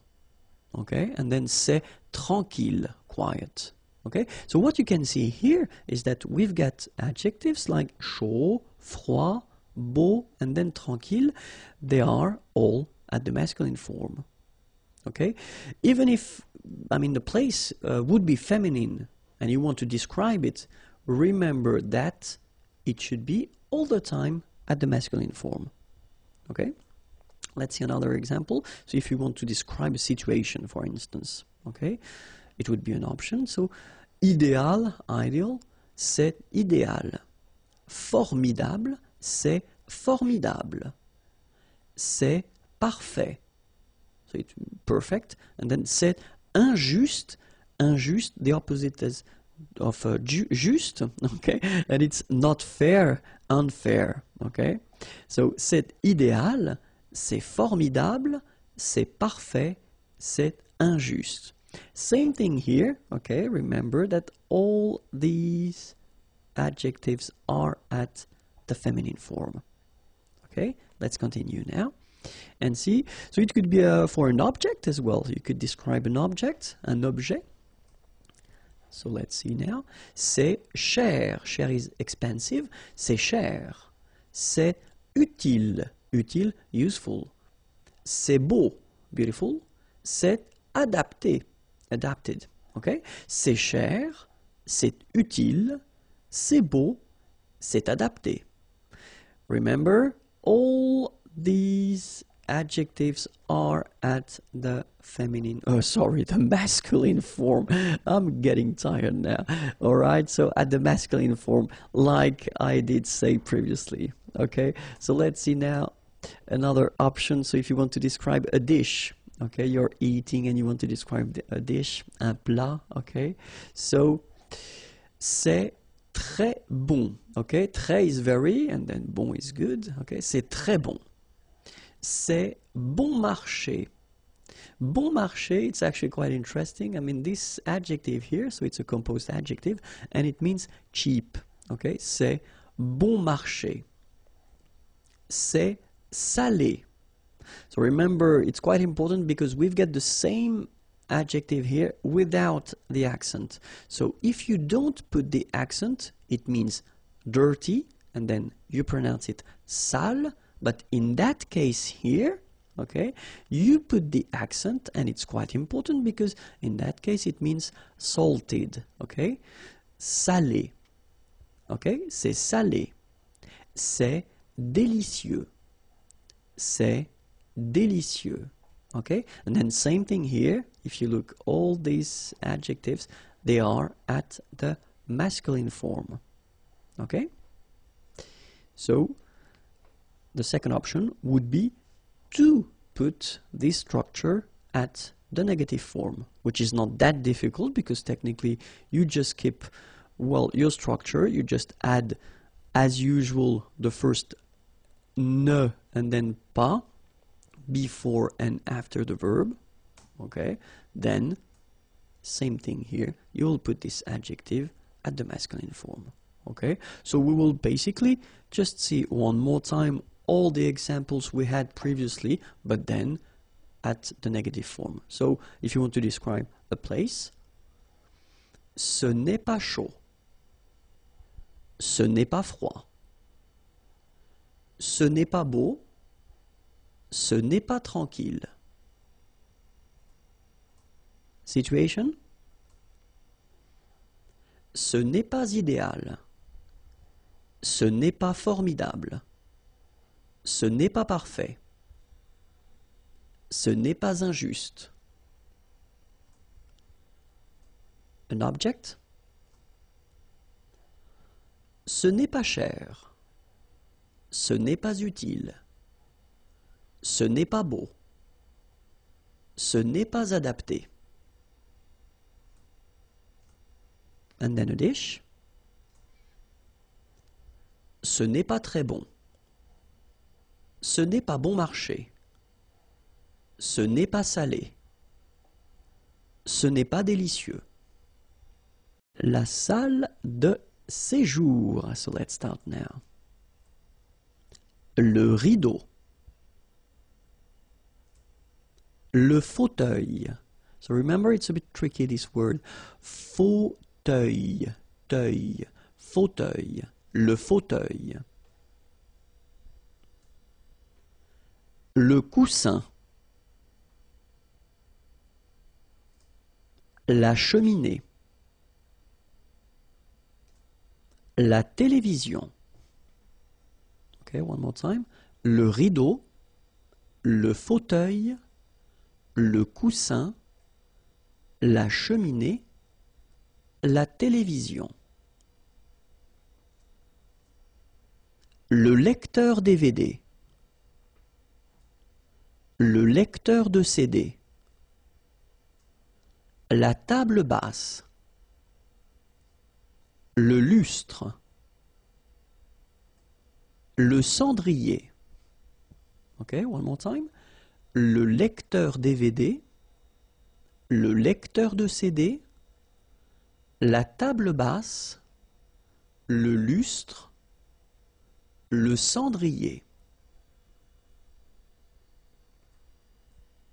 Le sol. La table. Le tapis. Le canapé. La bibliothèque. One more time. Le sol. La table. Le tapis. Remember, final S not pronounced. Le tapis. Le canapé. La bibliothèque.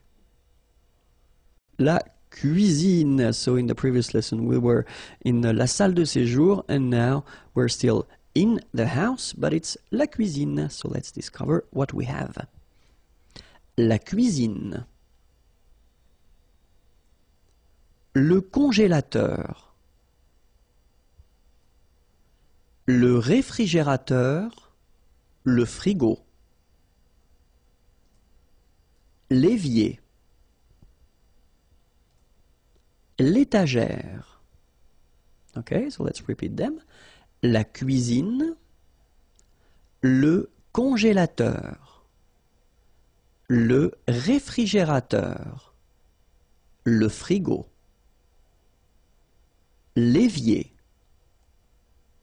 l'étagère, l'égouttoir, l'armoire murale, le four,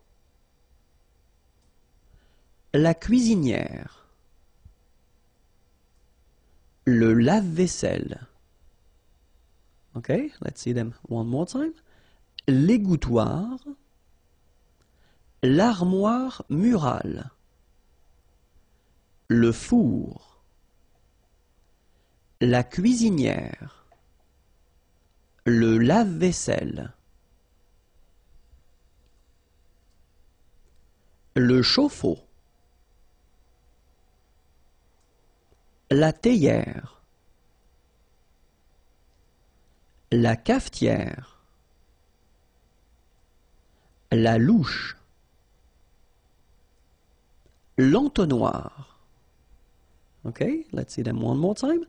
Le chauffe-eau, la théière, la cafetière, la louche, l'entonnoir. Le décapsuleur, l'ouvre-boîte, le tire-bouchon, le presse-citron, la passoire. All right, let's repeat them together. Le décapsuleur, l'ouvre-boîte, le tire-bouchon, le presse-citron, la passoire.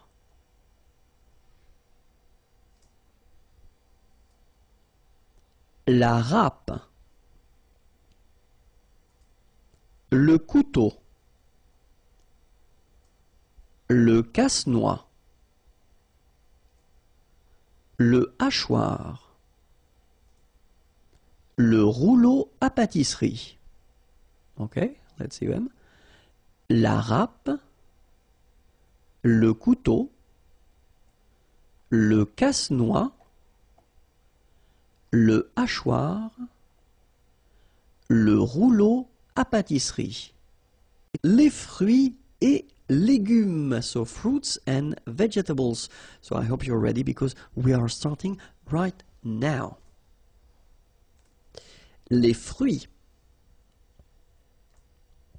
L'orange. So I did put this little F just to indicate you that it's feminine. Okay? L'orange. La pomme,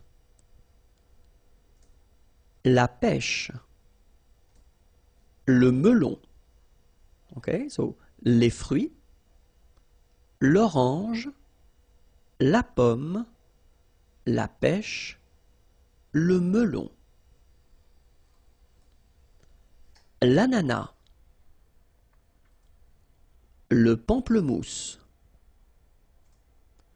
la pastèque, la banane, la figue, all right, l'ananas, le pamplemousse, la pastèque, la banane, la figue, la prune, la mandarine, le citron, l'abricot, la cerise, la prune, la mandarine, le citron, l'abricot. So by the way, I didn't put it, but it's masculine, just for your information. La cerise, la poire, le raisin, le marron, la date, la poire, le raisin, le marron, la date. Les baies, la fraise, la framboise, la groseille à maquereau, la groseille rouge. I just noticed that I've been making a little mistake here. Sorry about that. Les baies, la fraise, la framboise, la groseille à maquereau, la groseille rouge. La myrtille, la mûre des marais, la canneberge, le cassis, l'airelle rouge, la myrtille, la mûre des marais, la canneberge, le cassis, l'airelle rouge. La courgette, le haricot vert, le concombre, la salade, la carotte, la courgette, le haricot vert, le concombre, la salade, la carotte, l'asperge, le navet, le petit pois, l'ail, la lentille, l'asperge, le navet, le petit pois, l'ail, la lentille, le haricot, la fève, l'artichaut, l'oignon, le chou, le haricot, la fève, l'artichaut, so for your information, artichaut is masculine, l'oignon, same thing for oignon, it's masculine, le chou,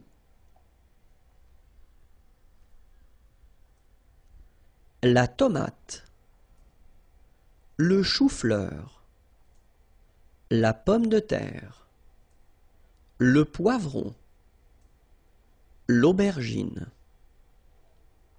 la tomate, le chou-fleur, la pomme de terre, le poivron, l'aubergine. For your information, aubergine is a feminine word.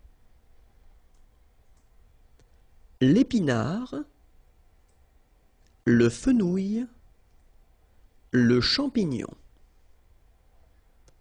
L'épinard, so it's masculine, le fenouil, le champignon.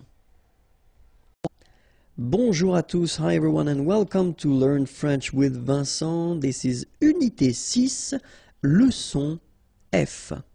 And in this lesson we'll discover together les comparatifs. So if you want to compare in French, well, this is the lesson you should definitely watch. So in this structure, in this lesson, we'll discover three types of structures.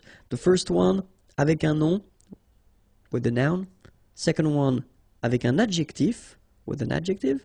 And the last one, avec un verbe, with a verb. Okay, so if you want to compare with these structures, then we'll start with the first one, avec un nom. Okay, so if you want to compare with a noun, then remember that if you want to say more, then you will have to use this plus, de, and then here you will put your noun, after that followed by que, than, and the rest of the structure.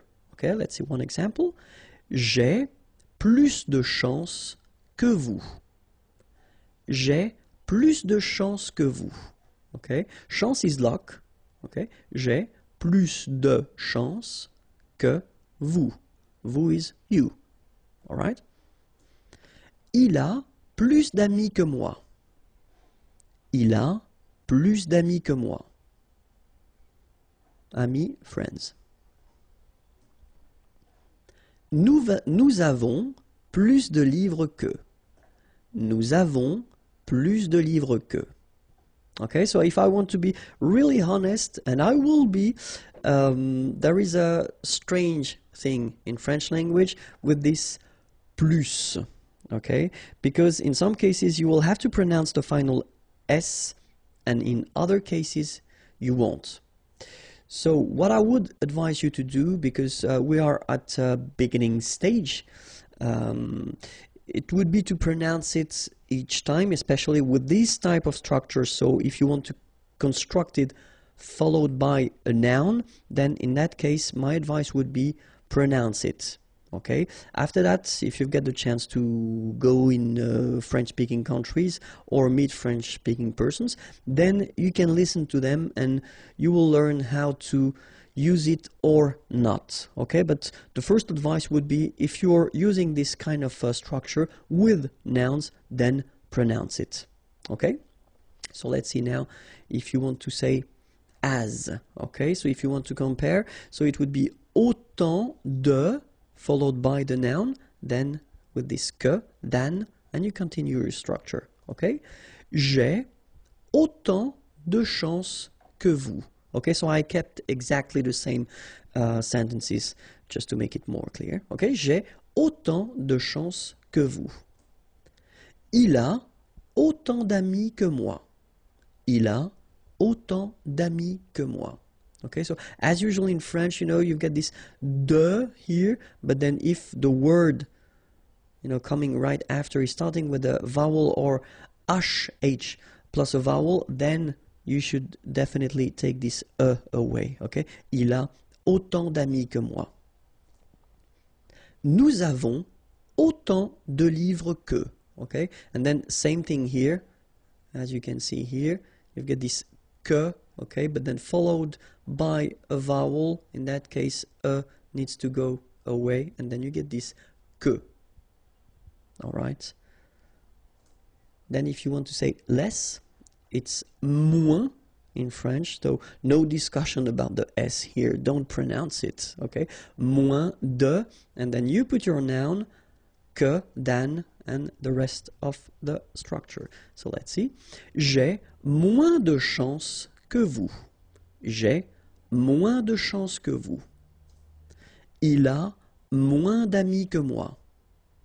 Il a moins d'amis que moi. Nous avons moins de livres que. Nous avons moins de livres que. All right, so that's it. Now let's see if you want to compare and use a structure with an adjective. Donc avec un adjectif, okay. First structure, if you want to use this more, okay, so you will use this plus, and in that case you don't pronounce the S, okay, plus.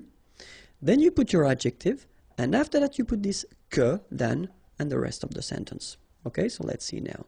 Elle est plus rapide que moi. Rapide is fast. Okay. Elle est plus rapide que moi. Il est plus fort que son frère. Fort is strong.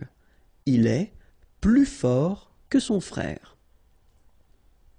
Nous sommes plus intéressés que vous. Okay, and in that case, well, you make this little link, little liaison between the two, so you hear a little bit this S, okay? Nous sommes plus intéressés que vous. All right, so let's see them one more time. Elle est plus rapide que moi. Il est plus fort que son frère. Nous sommes plus intéressés que vous. All right? And then aussi, then you put your adjective, que, then, and the rest of the sentence. Okay, so the same examples. Elle est aussi rapide que moi. Il est aussi fort que son frère. Nous sommes aussi intéressés que vous. Okay, so I'll repeat them. Elle est aussi rapide que moi. Il est aussi fort que son frère. Nous sommes aussi intéressés que vous. All right?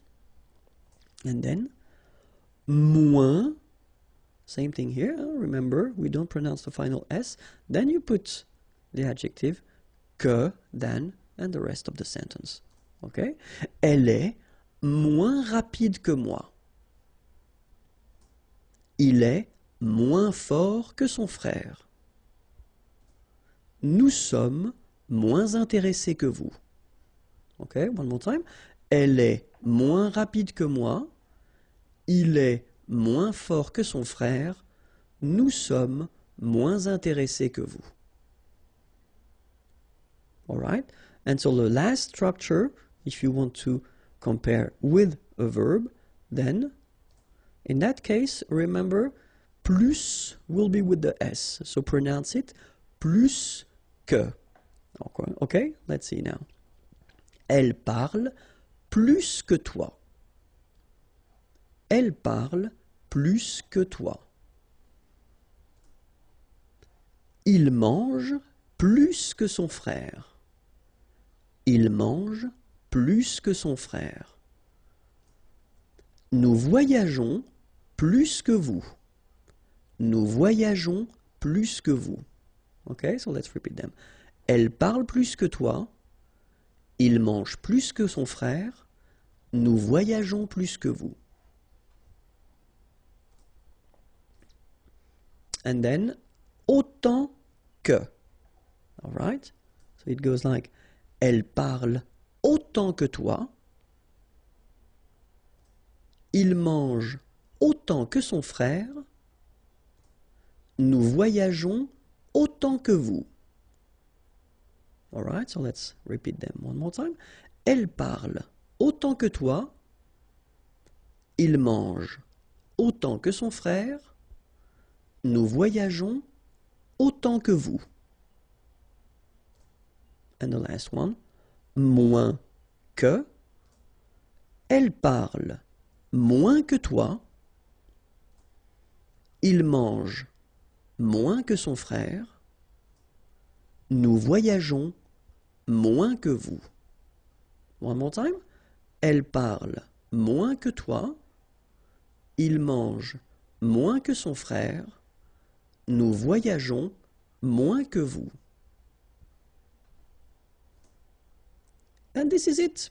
Okay, the next lesson is here on YouTube/Imagier, and then the website is here, imagier.net. Have a great day. Bye bye.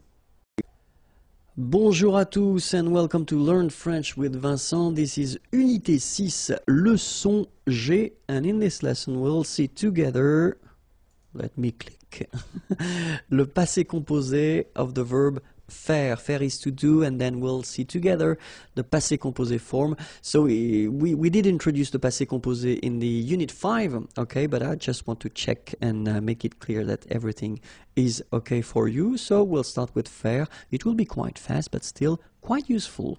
Let's start. J'ai fait. Tu as fait. Il a fait. Elle a fait. Nous avons fait. Vous avez fait. Ils ont fait. Elles ont fait. Alright, so to make it clear, one more time, remember that in most of the cases for the passé composé, you will have to use avoir at the present form, followed by this participe passé form. So if you're not sure how to construct that, check Unité 5 and then you will see the lesson that explains everything, okay? But then we'll repeat it one more time. J'ai fait. So remember, final T is not pronounced. J'ai fait. Tu as fait. Il a fait. Elle a fait. Nous avons fait. Little link between the two. Nous avons fait. Same thing here. Vous avez fait. And same thing here. Ils ont fait. Elles ont fait. Alright? So that's it. It was the verb faire at the passé composé. Really important. If that's okay with you and if it's clear, then you can continue. And the website is youtube.com/imagier. Or then more material, imagier.net. Have a great day. Au revoir. Well, basically it's for important verbs, and this one, venir, to come, is quite important, especially because it's a bit tricky in a way, so we'll see why. Je suis venu. Tu es venu. Il est venu. Elle est venue. Nous sommes venus. Vous êtes venus. Ils sont venus. Elles sont venues. Okay, so if you remember carefully when we introduced the passé composé construction in the Unit 5, I told you that most of the verbs were constructed with avoir, but then we had the list of the verbs that requires this être verb. Venir is among them, okay, so that's the reason why you put être here at the present form, okay, and then remember that if you get to put être, then have a look at the feminine form here. You will have to add this final e, okay, feminine singular, but then for the plural form you will have to add this s here, okay, and then for the feminine plural you will have to add this es. Alright, but then the good news, there is a good news, yes, it's that you don't pronounce them, so basically you get the pronunciation venu, venu, venu, and then the same thing, venu, you don't pronounce this final e.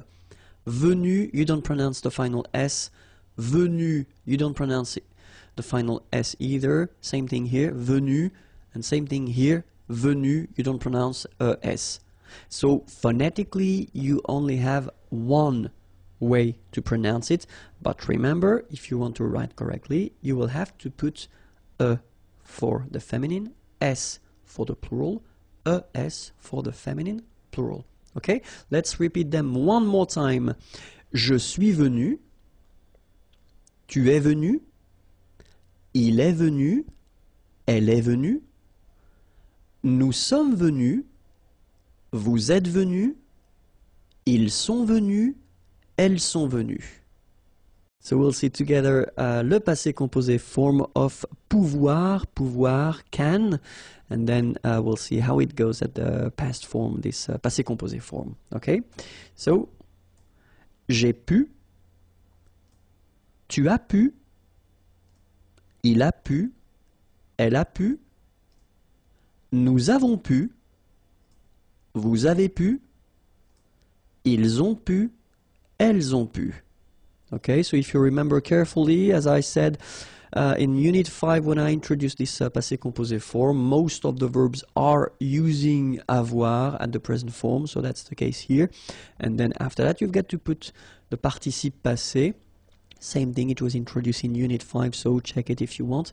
And then for pouvoir, it's a bit tricky because pouvoir becomes pu, like that, only 2 letters, okay, but then it doesn't change if you look carefully, then it's always the same form, okay, so let's see them together.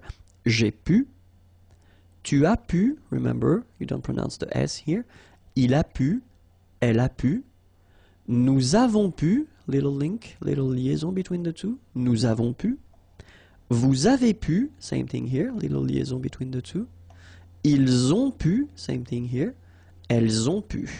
Le passé composé, and the verb is attendre. Attendre is to wait, okay? And so we'll see the past form. So it's just some reviews that we are doing, but they are really important. So let's see how it goes now. J'ai attendu. Tu as attendu. Il a attendu. Elle a attendu. Nous avons attendu. Vous avez attendu, ils ont attendu, elles ont attendu. Alright, so if you remember, when I introduced the passé composé form, I told you that most of the verbs are using this avoir verb at the present form and then the participe passé. Okay, in that case, attendre becomes attendu at the participe passé, and then that's the form you will have to add at the end, and it doesn't change here. As you can see. J'ai attendu, tu as attendu, il a attendu, elle a attendu, nous avons attendu, so 2 liaisons here, nous avons attendu. Nous avons attendu, Vous avez attendu, same thing here. Vous avez attendu, okay? Vous avez attendu, then same thing here. Ils ont attendu, okay? Liaison here as well. Ils ont attendu, okay? But make it fast. Ils ont attendu, elles ont attendu. The passé composé of répondre. Répondre is to answer, and it's quite useful. So let's see how it goes for the passé composé form. J'ai répondu. Tu as répondu.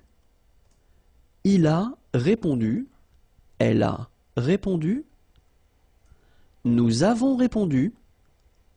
Vous avez répondu. Ils ont répondu. Elles ont répondu.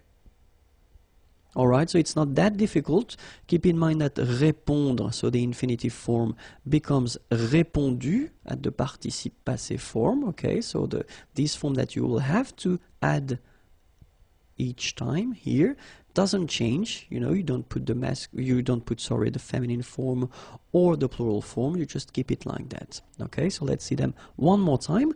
J'ai répondu. Tu as répondu. Il a répondu. Elle a répondu. Nous avons répondu. Vous avez répondu. Ils ont répondu. Elles ont répondu. Okay? Le passé composé, but this time it will be for the verb partir. Partir is to leave. Okay? And then you will see that it goes like that. Je suis parti. Tu es parti. Il est parti.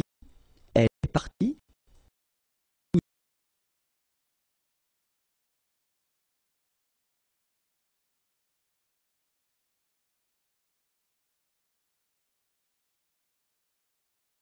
Nous sommes partis, vous êtes partis, ils sont partis, elles sont parties.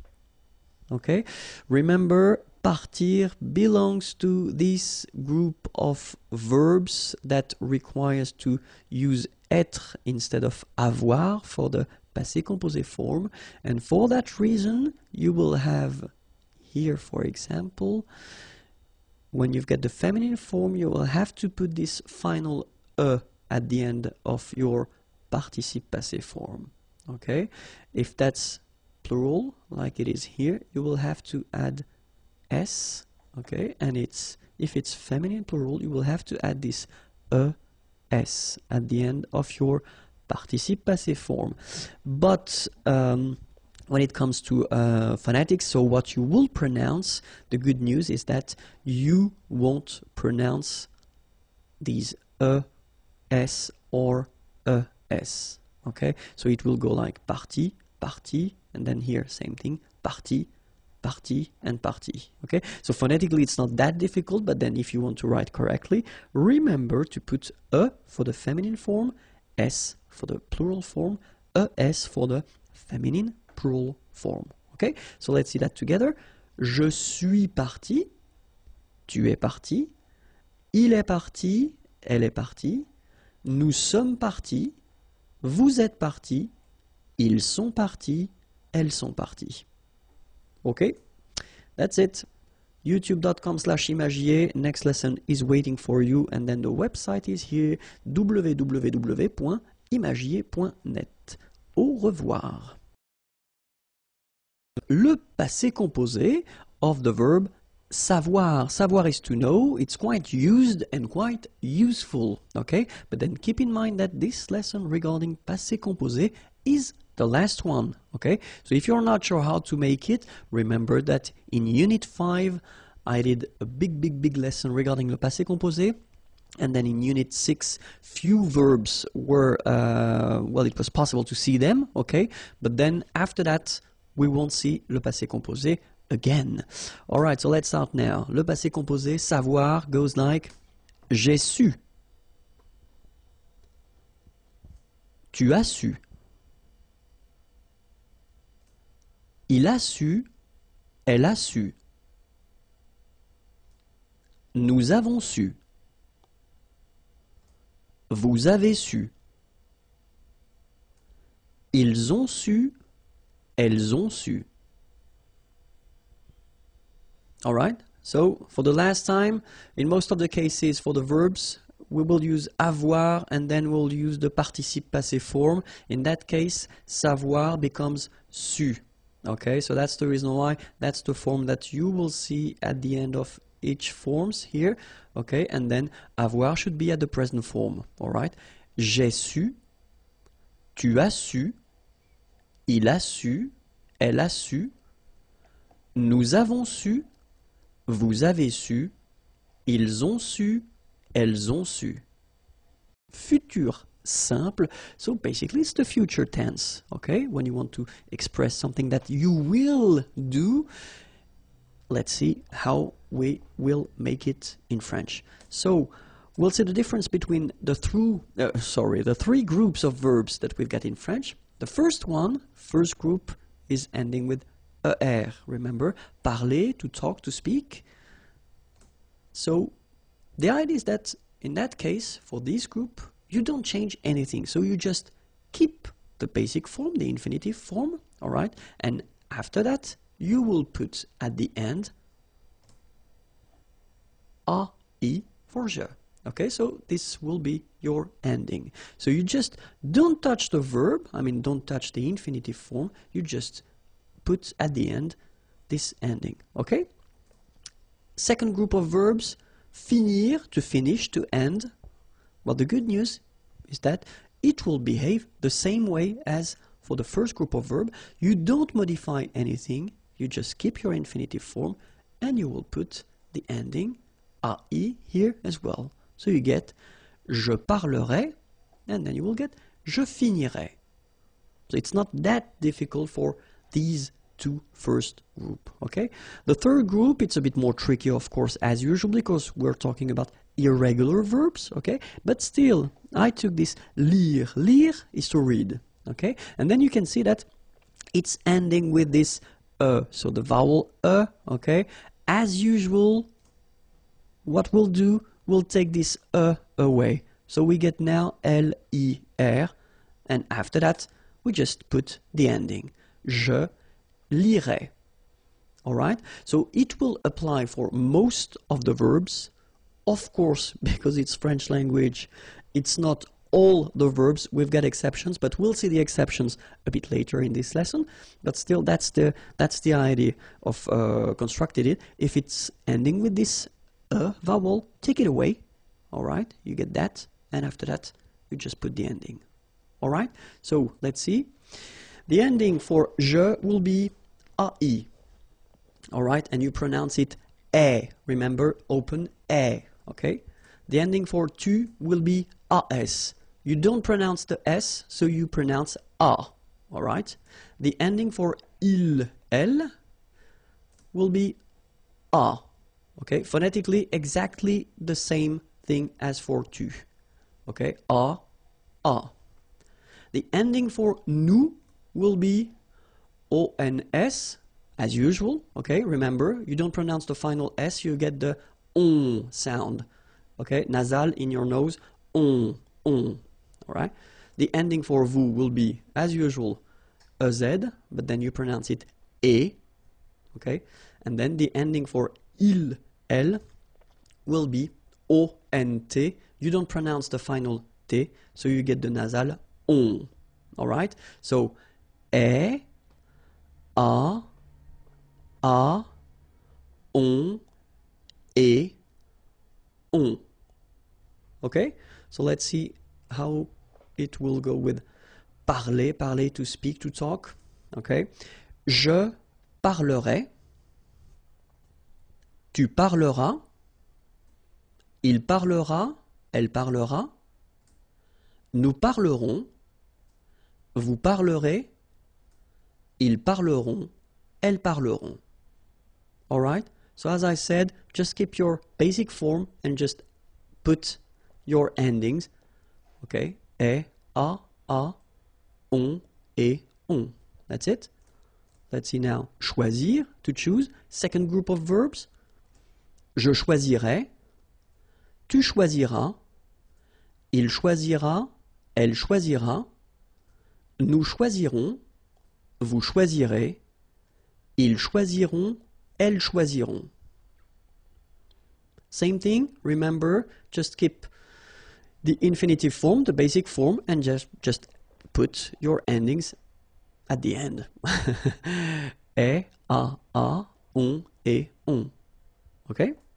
Let's see now. Écrire. Écrire is to write. Okay, so third group, but then remember, as we saw with lire, lire, we took away this final E, okay?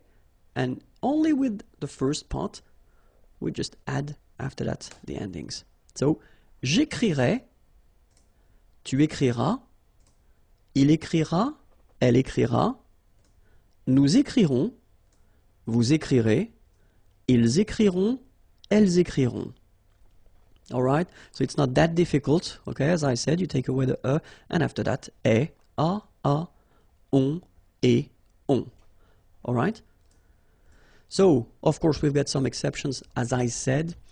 The first one is être. Être will become sœur.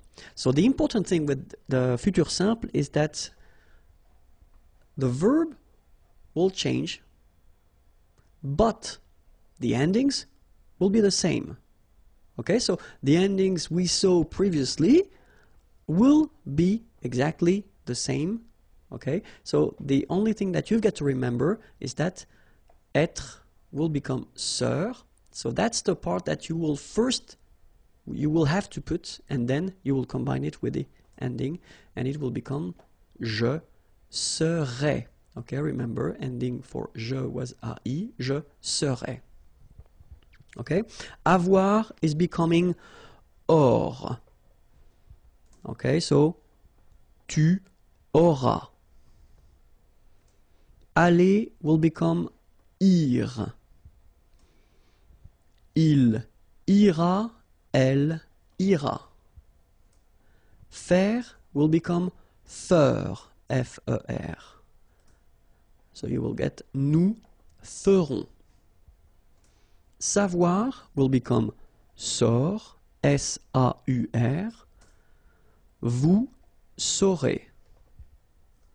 Voir will become ver. Ils verront, elles verront. Alright, so remember, être is becoming sœur, avoir becomes or, aller, ir, faire, faire, savoir, sort, voir, ver. Okay, but then after all these forms, you will just put the normal endings that we saw previously. So AI for je, AS for a, ONS, EZ, ONT. Other exceptions, pouvoir will become pour. Je pourrais. Vouloir, voudre. Tu voudras. Pleuvoir, pleuvre. Il pleuvra. Devoir, d'œuvre.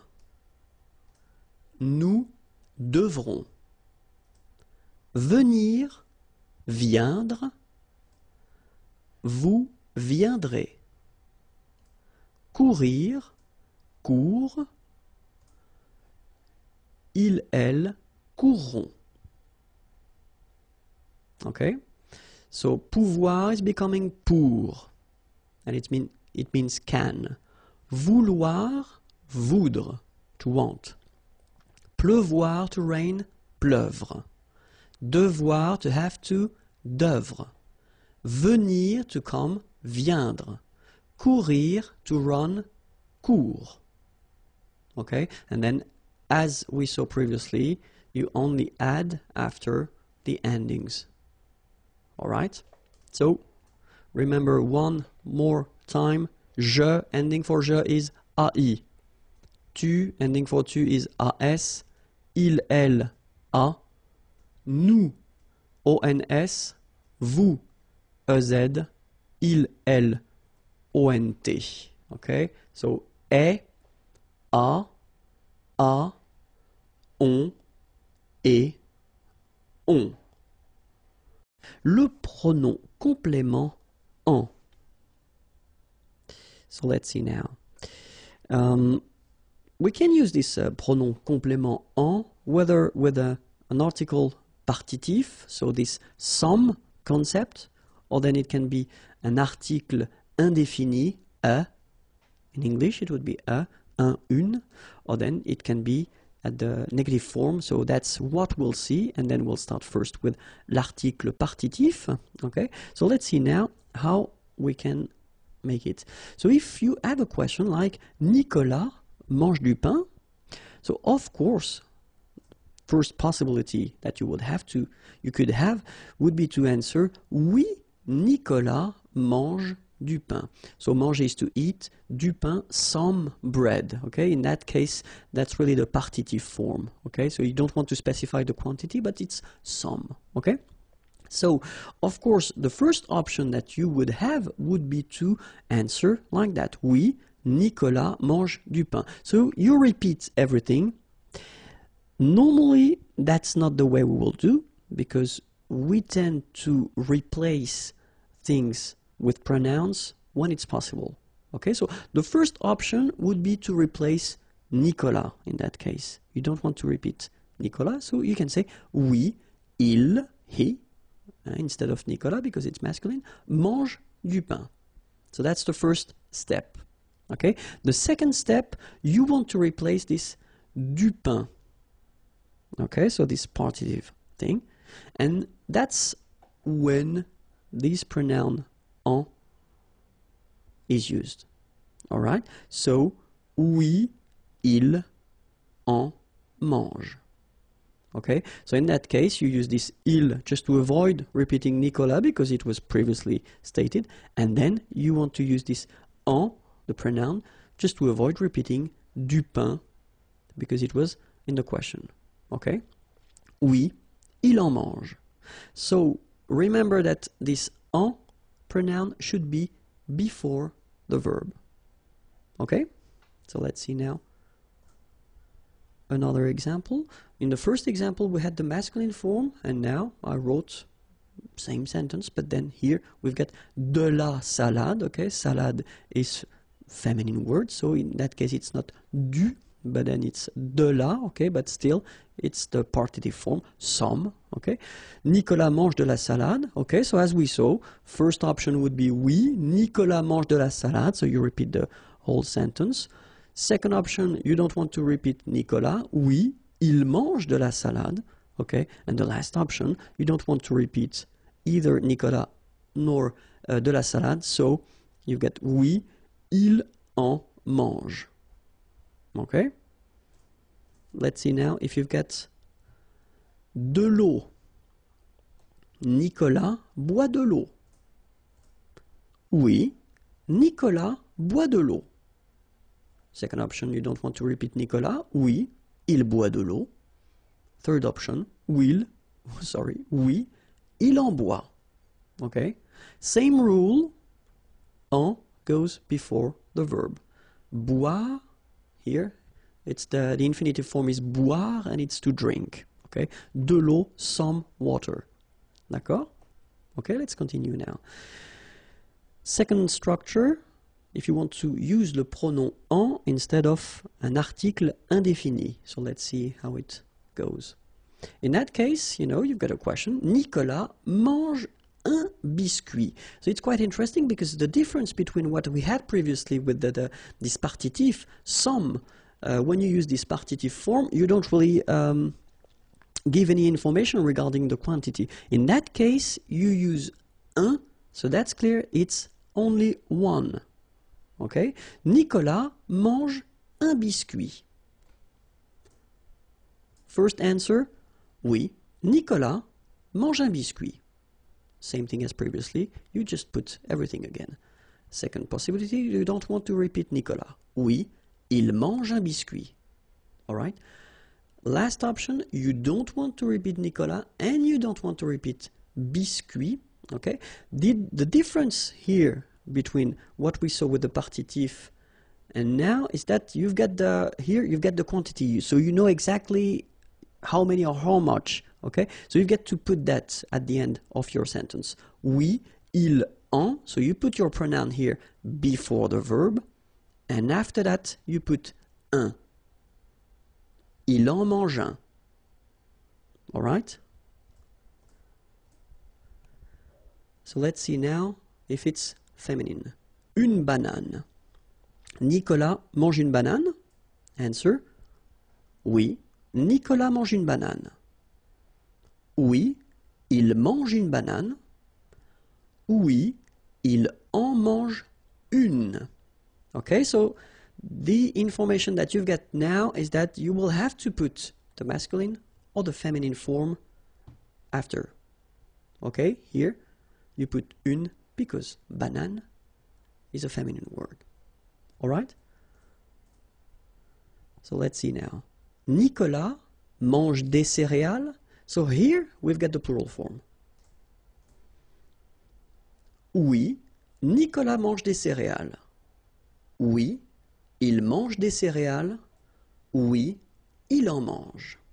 Alright? So basically when you've got the plural form for des céréales here, you don't put anything after your verb.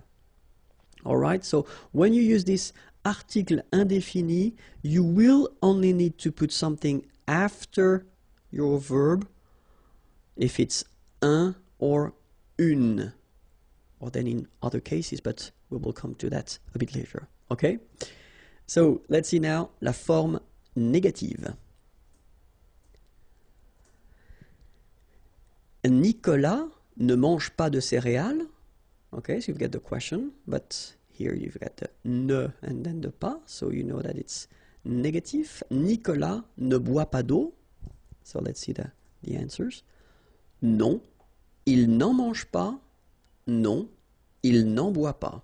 Okay, so the concept is still the same. You put your pronoun here and here before your verb, and then as usual in French, normally you should have your ne coming here, but then look, the pronoun is starting with a vowel, it's starting with a. Okay, so you should take this a away. All right, il n'en mange pas, il n'en boit pas. All right.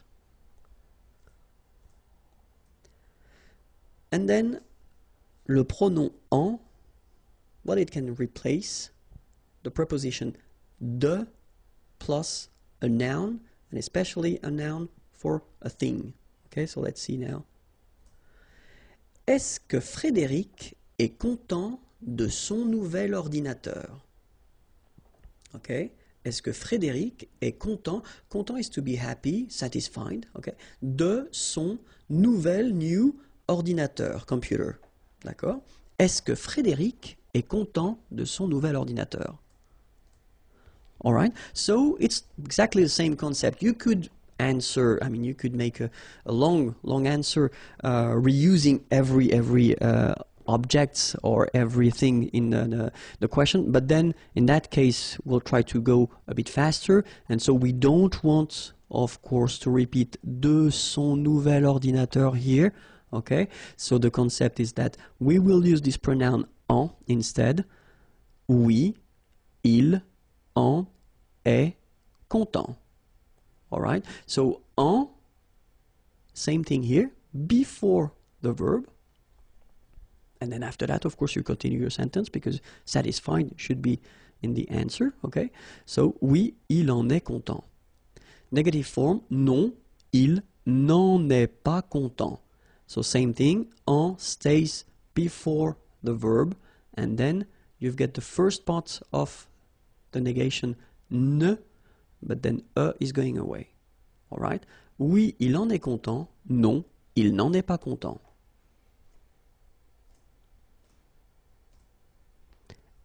Est-ce que Frédéric parle de son chef? Oui, il en parle. Non, il n'en parle pas. Okay, so same thing, same concept, just put it before the verb. Okay, when you've got the negative form, then you should take this away from the first part of your negative form. Il n'en parle pas. Est-ce que Frédéric a besoin de notre aide? Okay? Avoir besoin, it's to need. Okay? Notre aide, our help. Est-ce que Frédéric a besoin de notre aide? Same thing here. We don't want to repeat de notre aide. So, oui, il en a besoin. Non, il n'en a pas besoin. All right? And now, let's see how it goes when you construct it with one verb, avec un verbe, with two verbs, avec deux verbes. And then if you construct it with one verb composed, like for the passé composé, for instance. So let's see now, avec un verbe, with one verb. So you've got a question. Laurent prend un biscuit. Oui, il en prend un. Non, il n'en prend pas. So remember, we saw that previously. Huh? If you've got un biscuit, in that case you've got to state the amount here. Un, okay, so in that case it's masculine. Un biscuit, so it's un. Oui, il en prend un. Okay, so you put en before the first verb. Non, il n'en prend pas. Laurent prend deux biscuits. Oui, il en prend deux. Okay, so in that case you've got to put the amount. Il en prend deux. So it would be the same if you would have trois biscuits, three. In that case you would put oui, il en prend trois. But then keep in mind that if you put the negative answer, non, il n'en prend pas. So you don't need to state the amount. Okay, il n'en prend pas. Now we'll see the same structures but with two verbs. And so the best way to construct with two verbs, if you want to make examples like that, is to construct that with the near future. Laurent va prendre un biscuit. Is going to take a biscuit. Laurent va prendre un biscuit. Oui, il va en prendre un. So the interesting thing here is that if you look carefully, you've got first aller here, so the first verb is here, and then you've got the second verb here. So it's at the infinitive form because that's the rule in French. When you construct with two verbs, the second one will be at the infinitive. And keep in mind that your pronoun, en here, should be before the second verb. Okay? So I'm not going to tell you that it should be between the two because you could have other things between the two. Okay? It should be before the second verb. Oui, il va en prendre un. Okay? And you get a good example here for the reason why I told you it should be before. Non, il ne va pas en prendre. Alright? Because here you've got your aller verb, va, but then you've got the negative form, ne va pas. But then your pronoun should be before the second one. Okay? Il ne va pas en prendre. Let's see now. Laurent va prendre deux biscuits. Answer. Oui, il va en prendre deux. Non, il ne va pas en prendre. Okay? So let's see now when you've got a composed verb. So we just need to put the same sentence at the passé composé form. Laurent a pris un biscuit. Oui, il en a pris un. Okay? So the important thing now is to try to remember that when you've got this form, a pris, even if you've got two parts, well, technically you don't have two verbs, you've got one verb. Okay? So your pronoun en should be before the verb, so it means before a here. Okay? One common mistake is to put this en between the two. Okay? Because you tend to think that maybe you've got two verbs, but no. It's here, okay? Il en a pris un. Negative form, il n'en a pas pris. Alright? Non, il n'en a pas pris. Laurent a pris deux biscuits. Oui, il en a pris 2. Non, il n'en a pas pris. Le pronom complément Y. So in the previous lesson we saw another pronoun, so it's the pronoun en, okay, and in that case, in this lesson we'll see le pronom Y. Well, you pronounce it I, of course. So, le pronom Y, we'll say that it can replace un lieu, a place, okay, or then it can replace la préposition a and then a noun of thing, and then we'll see how to construct it when you get a negative form, okay? So let's see now for a place, un lieu. So let's see a question. Isabelle va en Finlande. So va, remember, it's aller, okay? And then en Finlande, in Finland. Isabelle va en Finlande. So of course, you will have many options to answer to this question. The first one would be maybe the more logical. Oui, Isabelle va en Finlande. So you just take all the elements that you had in the question and then you answer with that. Of course, in many situations we won't, because French people like to use pronouns when it's possible. So the first option that we would have is to avoid repeating Isabelle. Okay? So, elle va en Finlande. All right? And the other option we would have would be to avoid repeating this en Finlande.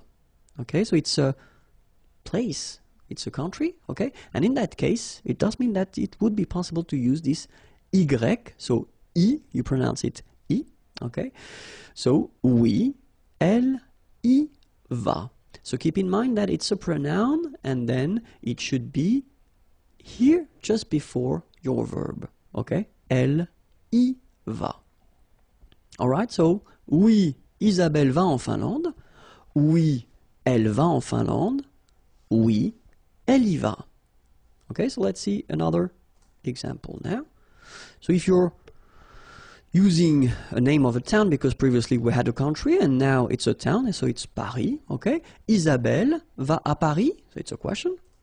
Of course, you can answer like we saw previously. Oui, Isabelle va à Paris.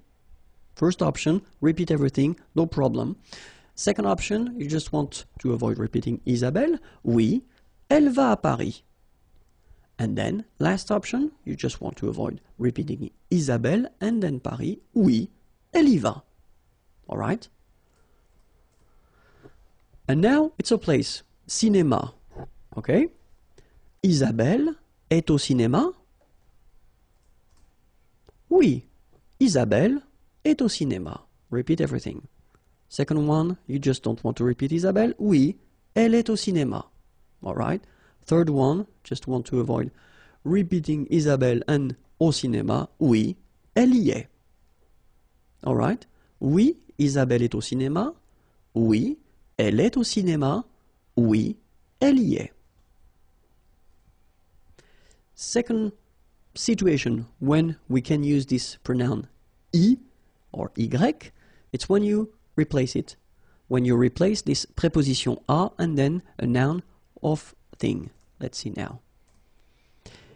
Est-ce qu'Isabelle pense is to think, à son examen, exam, okay, to think about. Est-ce qu'Isabelle pense à son examen? First option, repeat everything. Oui, Isabelle pense à son examen. Second option, you just don't repeat Isabelle. Oui, elle pense à son examen. Third option, you don't repeat Isabelle, and same thing for à son examen, so oui, elle y pense. Alright, same concept, remember, y should come before the verb. Est-ce qu'Isabelle joue au tennis? So in that case, remember, it's au, but then au is clearly the combination of the preposition à and then the article le tennis, the, okay? So when you combine these two, you get this au tennis. So still, it does give you the information that it is the preposition which is modified. So still, it's possible to use this pronoun. Oui, Isabelle joue au tennis. Repeat everything. Second one, oui, elle joue au tennis. And the last one, oui, elle y joue. All right, so you can see that it's quite short. It's quite short, but it's quite useful because you don't need to repeat all the things that were stated in the question. Okay, so remember, as usual, the pronoun should come before the verb. All right, so now we'll see how to construct these sentences with the pronoun y, but then when you're using this negative form. Okay, est-ce qu'Isabelle joue au tennis? First option, oui, elle y joue. Second, non, elle n'y joue pas. All right, so negative form should be before the pronoun here. Okay, and then as usual, remember the ne followed by a vowel, they don't really get along, so should go away. So you take it away and you get ni, joue, and after the verb, you put your pas form. Okay? Isabelle est au cinéma? Oui, elle y est. Non, elle n'y est pas. Same thing, okay? Negation here before your pronoun, but then is going away, and then pas after your verb. Okay, so let's see now how you construct it with one verb. Alexandre va au concert? Oui, il y va. Non, il n'y va pas. Okay, so no changes from what we saw previously. Okay, so before your verb, and then here, when you get the negative form, your ne is coming before the pronoun, and then your pas is coming after your verb. Okay? When you get two verbs now. Alexandre va aller au concert? So it looks a bit strange, sorry about that. He's going to go at the concert. I know, I know, but it's just to show you how it works, and I don't want to change the sentence, okay? So, oui, il va y aller. Okay, so you can see here now that this pronoun y should be before the second verb, okay? Il va y aller. Negative form, non. Il ne va pas, okay, so your negative form is before and after the first verb, and that's the key thing, okay? And then your pronoun is coming before, sorry, your second verb. Okay, so your pronoun y should be always before your second verb, okay?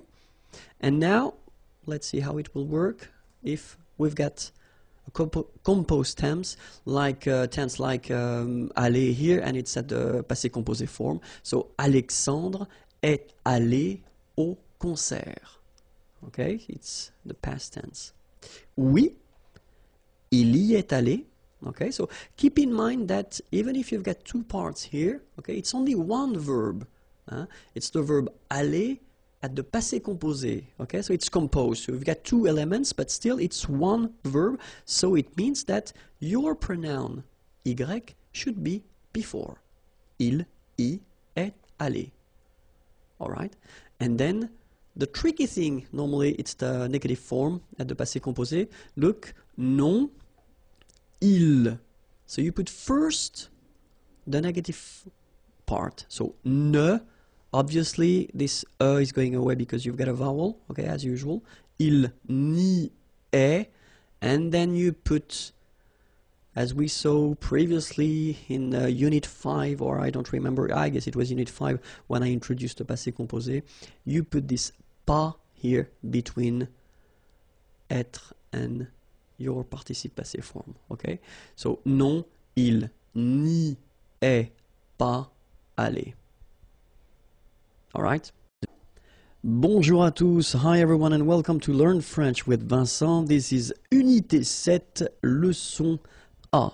And in this lesson we'll work together on the adverbs, les adverbes. And to be more precise, we'll see three cases. The first one will be with an adjective, an adverb. Second situation will be with un verbe. And then the last one will be with une phrase. Okay, so let's see that right now. The first case we'll discover or we'll work on will be with an adjective or an adverb. Okay, so let's see. The idea is normally that the adverb should be placed, adverbe placé, devant, before the adjective or the other adverb. Okay, so if you've got a structure with one adverb and one adjective, your adverb should be placed before the adjective. If you've got two adverbs, then this one should be before the second one. Okay, so let's see how it goes. First example, ce thé est trop chaud. Okay, ce thé, thé is tea, of course, and then here we've got the demonstrative. This tea is too hot. Okay, so you've got the adjective chaud here, and then this trop should be before the adjective. Okay, so it's quite easy. Another possibility here, you've got two adverbs, so this one, trop, too, and then rapidement, well, fast, okay, and then parler is to talk. Il parle trop rapidement. Okay, so obviously this trop, too fast, should be before rapidement. Okay, and then last example, ce film est assez intéressant. Ce film est assez, enough, intéressant, interesting. Okay, so assez comes before intéressant. Alright, so remember, if you've got one adverb, then you should put it before the adjective or the second adverb. Alright, so let's see now how you will construct it if you have a verb. So the rule goes like that. L'adverbe est placé, is placed, so the adverb is placed en général, in general, so that's quite important in French because of course we've got exceptions all the time. We will have exceptions in French, but en général, okay? Après, so after the verb, okay? Adverbe placé en général après le verbe. So let's see how it goes now. Je lis, lire, lire is to read, okay? So it's the present form. Je lis, I read. Rapidement, okay? So fast. Je lis rapidement. So you can see that this rapidement, fast, comes after your verb here, lire, okay? Second example now. Elle parle, parler is to talk, doucement, okay, quietly. Elle parle doucement, same thing here. Your adverb is coming after your verb, all right? And then the last one, il conduit, conduire is to drive, il conduit très bien, very well, sa nouvelle voiture, his new car. Il conduit très bien sa nouvelle voiture. So as you can see here as well, this très bien, very well, is coming after the verb conduire, to drive. Alright, so remember, the adverb is placed in general after the verb. Okay? And then be careful, of course, if you construct it at the passé composé tense. So remember, we saw that previously. You should check the unit 5 if you want to know how to construct this passé composé. But then for the passé composé, we will have, of course, some exceptions. The exceptions are assez, enough, beaucoup, a lot, bien, well, déjà, already, mal, bad, mieux, better, trop, too much, too, okay, toujours, always, and then presque, almost. Okay, so assez, beaucoup, bien, déjà, mal, mieux, trop, toujours, presque. So try to remember them, and then in the next page I will show you how they change. So if you take this trop, remember it was too much. So je parle trop, I talk too much. So if we've got the present form as we do here, basically it does respect the rule as we saw previously, so it comes after the verb. Okay, je parle trop. But then, if you put the same sentence at the passé composé form, okay, so remember passé composé, you've got avoir or être, and then after that you get this participe passé form, all right? So you will have to put this adverb, trop, between the two here. J'ai trop parlé. All right? Let's see now another example. Il se repose. Se reposer is to rest. Okay? Il se repose beaucoup, a lot. And then, if you put the same sentence at the passé composé form, il s'est beaucoup reposé. All right? Il s'est beaucoup reposé. So remember, present here, present form, you've got this adverb, it's coming after the verb, but then here, it must be here, so between the two. Okay? Another example. Je dors mal. So dormir, it's to sleep. Okay? Mal, bad. Passé composé form, j'ai mal dormi. So same thing. Doesn't come after, but it's right here. Okay? Elle sourit toujours. Sourire, to smile, toujours, always. Present form, elle sourit toujours. And then, passé composé form, elle a toujours souri. All right? And now, let's see if you want to make a sentence. Because you will have to remember that in some cases, well, the place of the adverb can change. Est variable. Okay? So let's see. You got an example here. Malheureusement, so malheureusement means unfortunately, malheureusement, elle a perdu ses clés. Perdre, it's to lose, okay? Ses clés, her keys, okay? And it's the passé composé form. Malheureusement, elle a perdu ses clés. Okay, so that's one option. So you can start here, as you can see. You start with the adverb, and then you continue your sentence. All right? But then, it would be possible as well to change the order and to start like elle a perdu ses clés, malheureusement. Okay, so you can see that it's possible to start with the adverb, or then you can end with it as well. So it's possible to move the adverb. In this case, it doesn't need to be at the right beginning of the sentence. Okay, we'll see another example. Récemment, récemment means recently.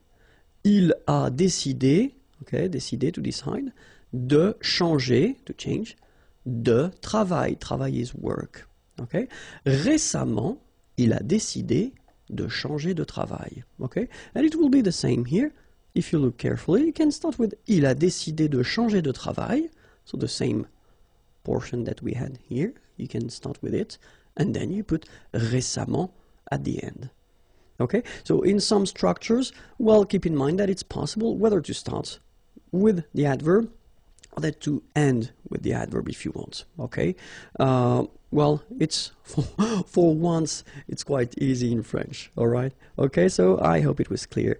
So this was the first lesson of Unit 7, Unité 7.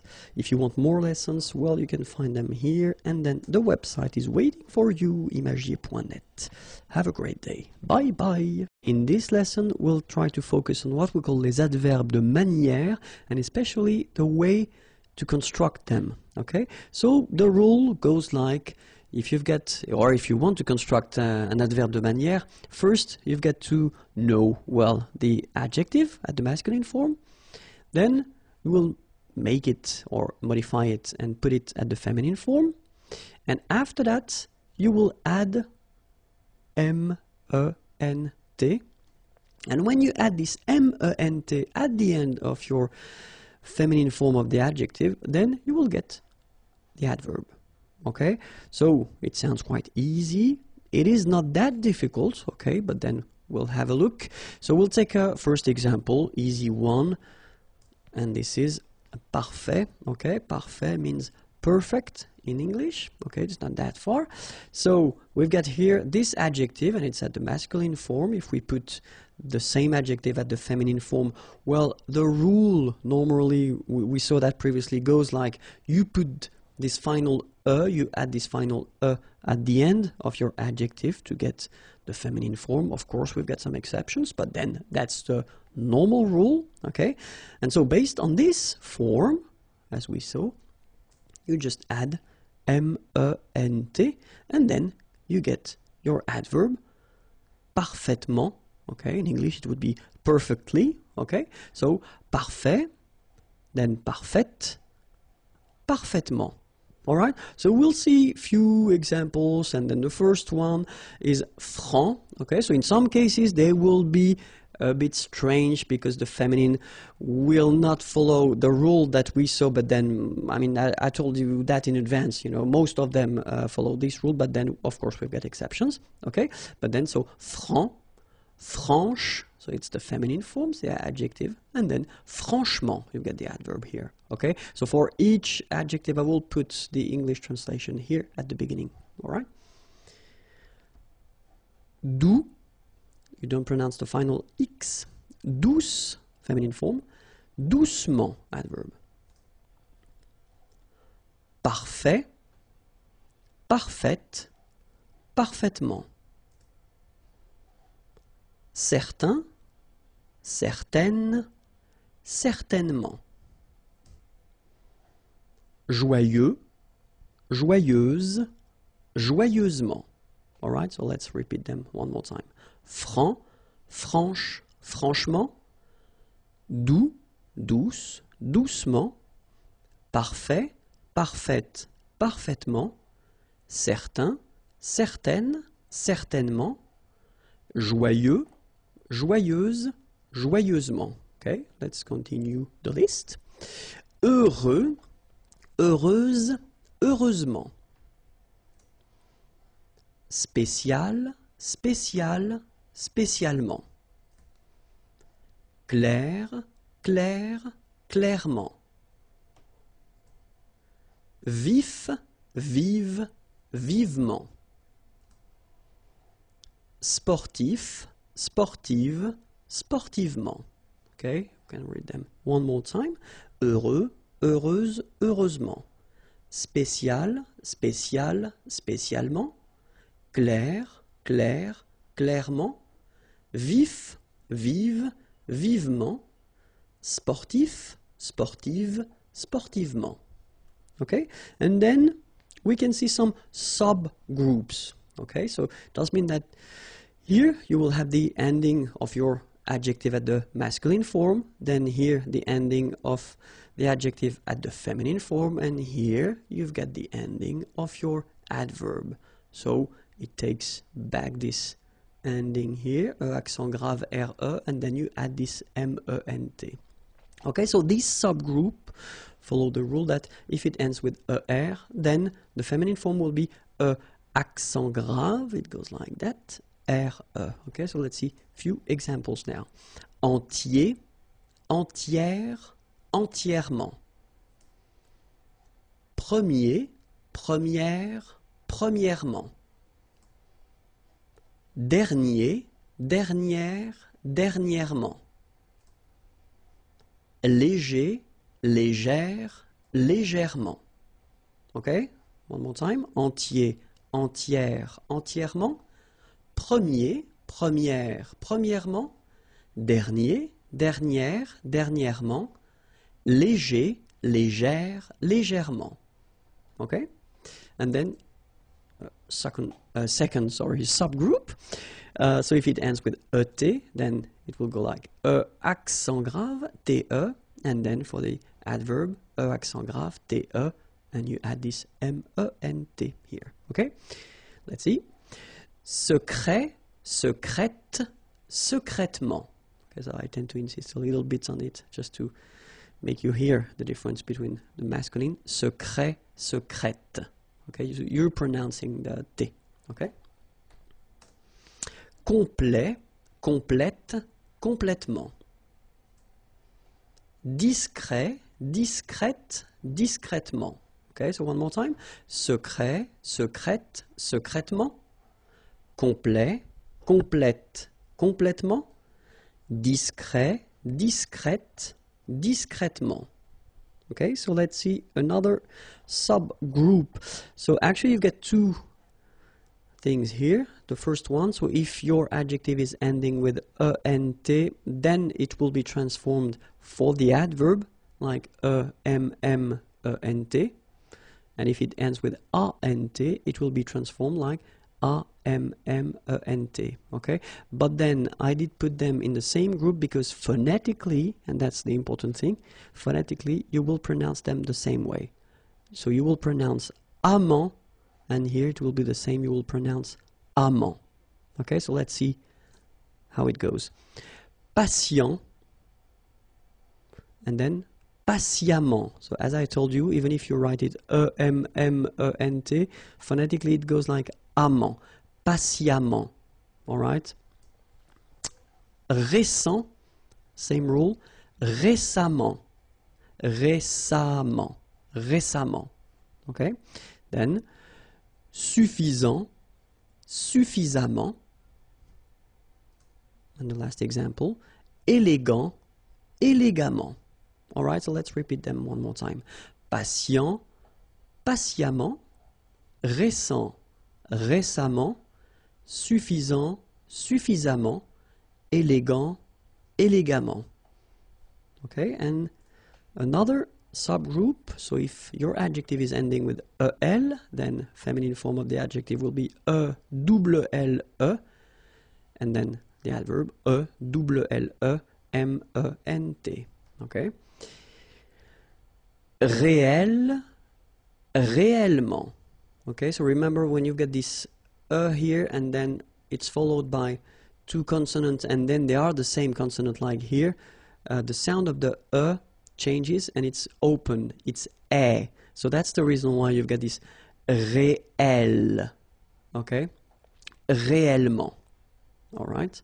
Then manuel, manuel, manuellement. Annuel, annuel, annuellement. Naturel, naturel, naturellement. Okay, one more time. Réel, réel, réellement. Manuel, manuel, manuellement. Annuel, annuel, annuellement. Naturel, naturel, naturellement.